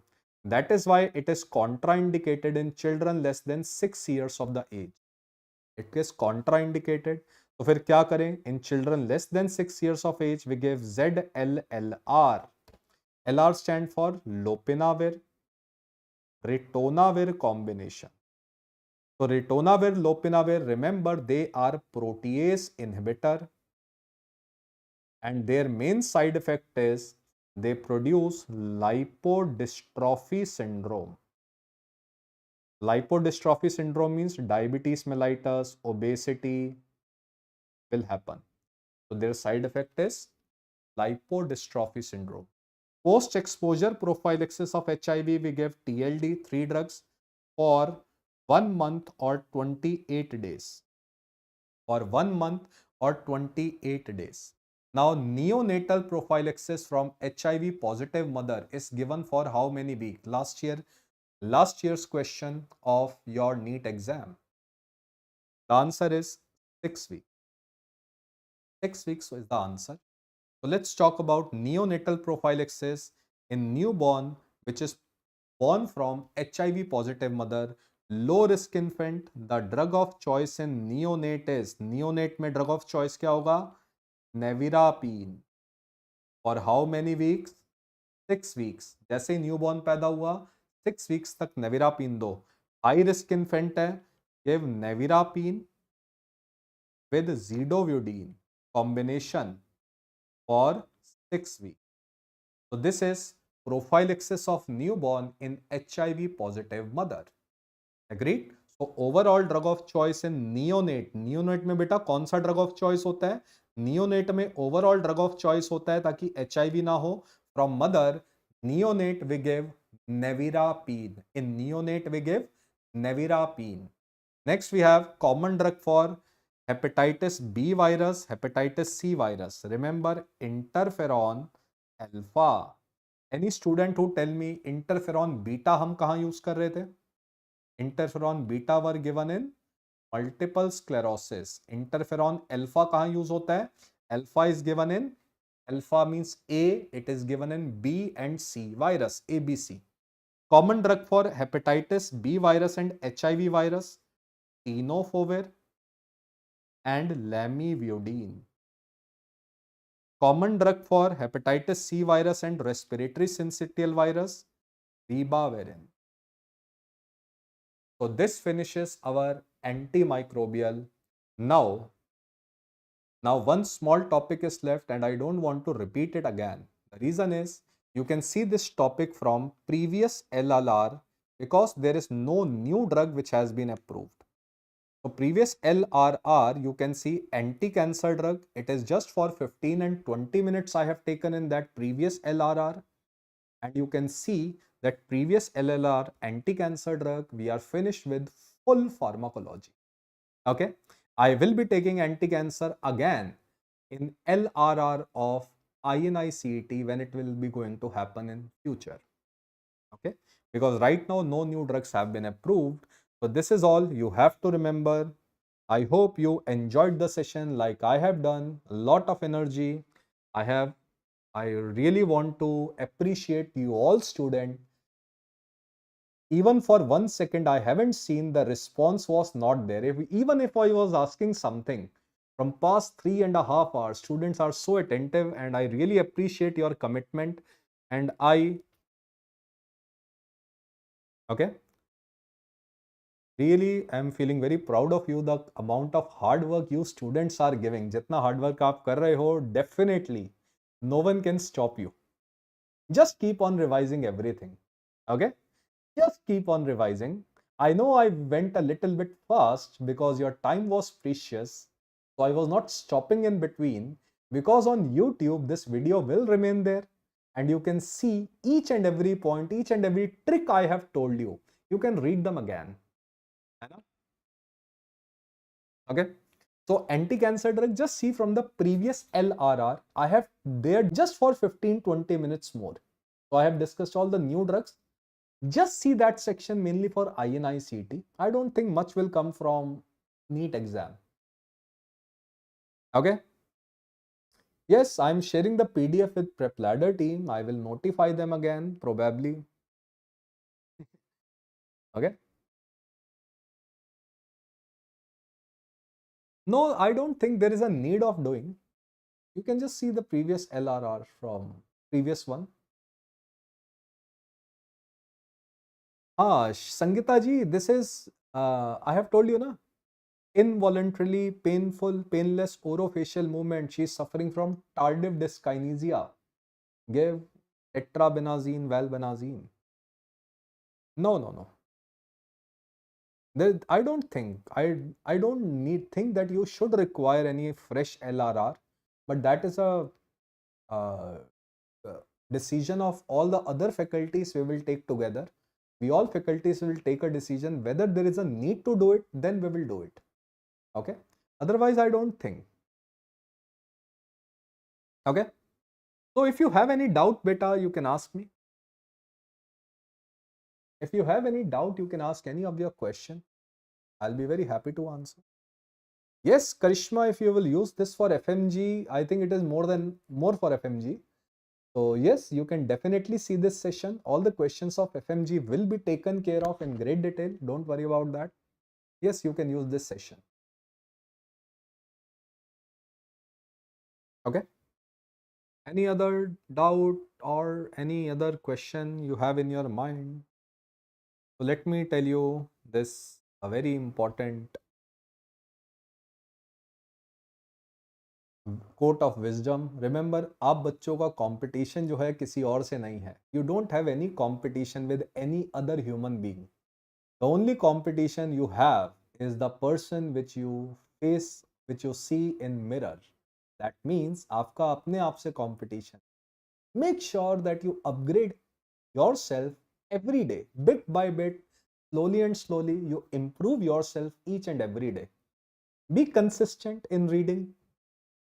And if you are consistent and disciplined, remember, it is more important than motivation. Motivation is not important. What is important is discipline in life. If you are disciplined, you will always remain humble and you will always remain motivated. Agreed? So, थोड़ा थोड़ा पढ़ते रहना, रुकना मत. चाहे एक दिन नहीं पढ़ पा रहे, try to read half an hour, 1 hour, but don't stop reading. Every day is important. जिस दिन ज्यादा टाइम मिल जाए ज्यादा पढ़ लो, जिस दिन कम टाइम मिल रहा है कम पढ़ लो, पर पढ़ना जरूर है. Be consistent, be discipline. Try to integrate all subject like I have integrated. That will help you to solve question. So because these questions which I've told you in pharma, they will be asked in PSM also, they will be asked in surgery, medicine, obs gynae as well, because everywhere we ultimately have to use drugs. Pharma is all about drugs. So try to integrate these systems with other subjects as well, so that it becomes easier for you to understand the disease. But about GT scores, I want to tell you one thing. When you will start doing GTs, initially your score will be very low. Because from there you will understand and you will come to know that where you are lacking. Don't be afraid of that if your scores are very low in GT. solving a question, getting a poor marks in GT is not a problem. What you have to do after you are done with GT, spare one day and analyze that grand test you have given. When you will analyze that grand test, you will able to understand what mistakes you have done, what all things you don't know.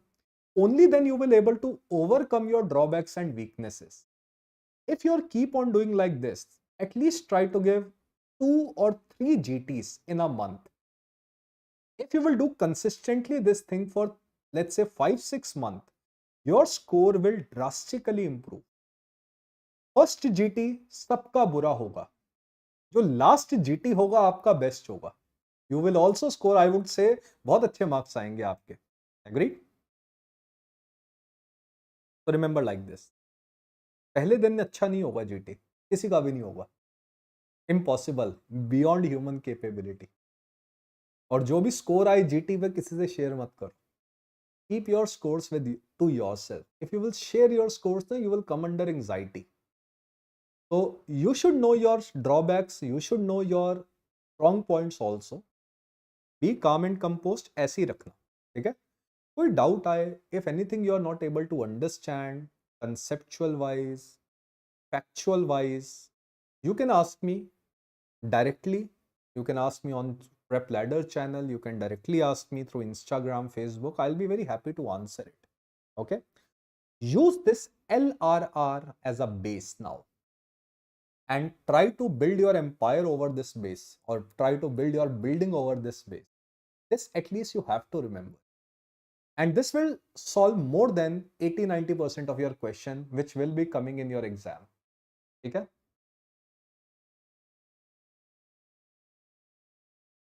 Okay? So with this good note, I congratulate to all of you. Number of correct stuck in GT, don't worry. If even you're stuck in GT, don't worry. A time will come. Just keep on giving 2-3 more GTs. Your score will definitely improve. After every GT, analyze your bad scores, analyze your wrong question, analyze other options, why they were not the correct answer. Initially give some efforts on GT. Later on, the things will become very smooth for you. Definitely your score, GT score will improve. Don't worry. Okay? Definitely it will improve. I have strong confidence in all of you people. If you keep on doing, remember beta, always remember one thing, there is no shortcuts in life. There is no secret formula or secret magical portion which you will drink and something will improve. No, there is nothing shortcut. There are no geniuses. There are no magic. Geniuses are made by hard work. Genius people, they are made. They themselves become by consistently doing hard work. Then you will have a very good score. One day you cannot do everything because it is human, beyond human capability. करते रहो, हो जाएगा. ठीक है? बाकी ऊपर वाला बैठा है, विश्वास रखो, सब होगा. ठीक है? Don't worry about that. Best wishes. Enjoy your day. Thank you very much. I'll share the PDF. Thank you.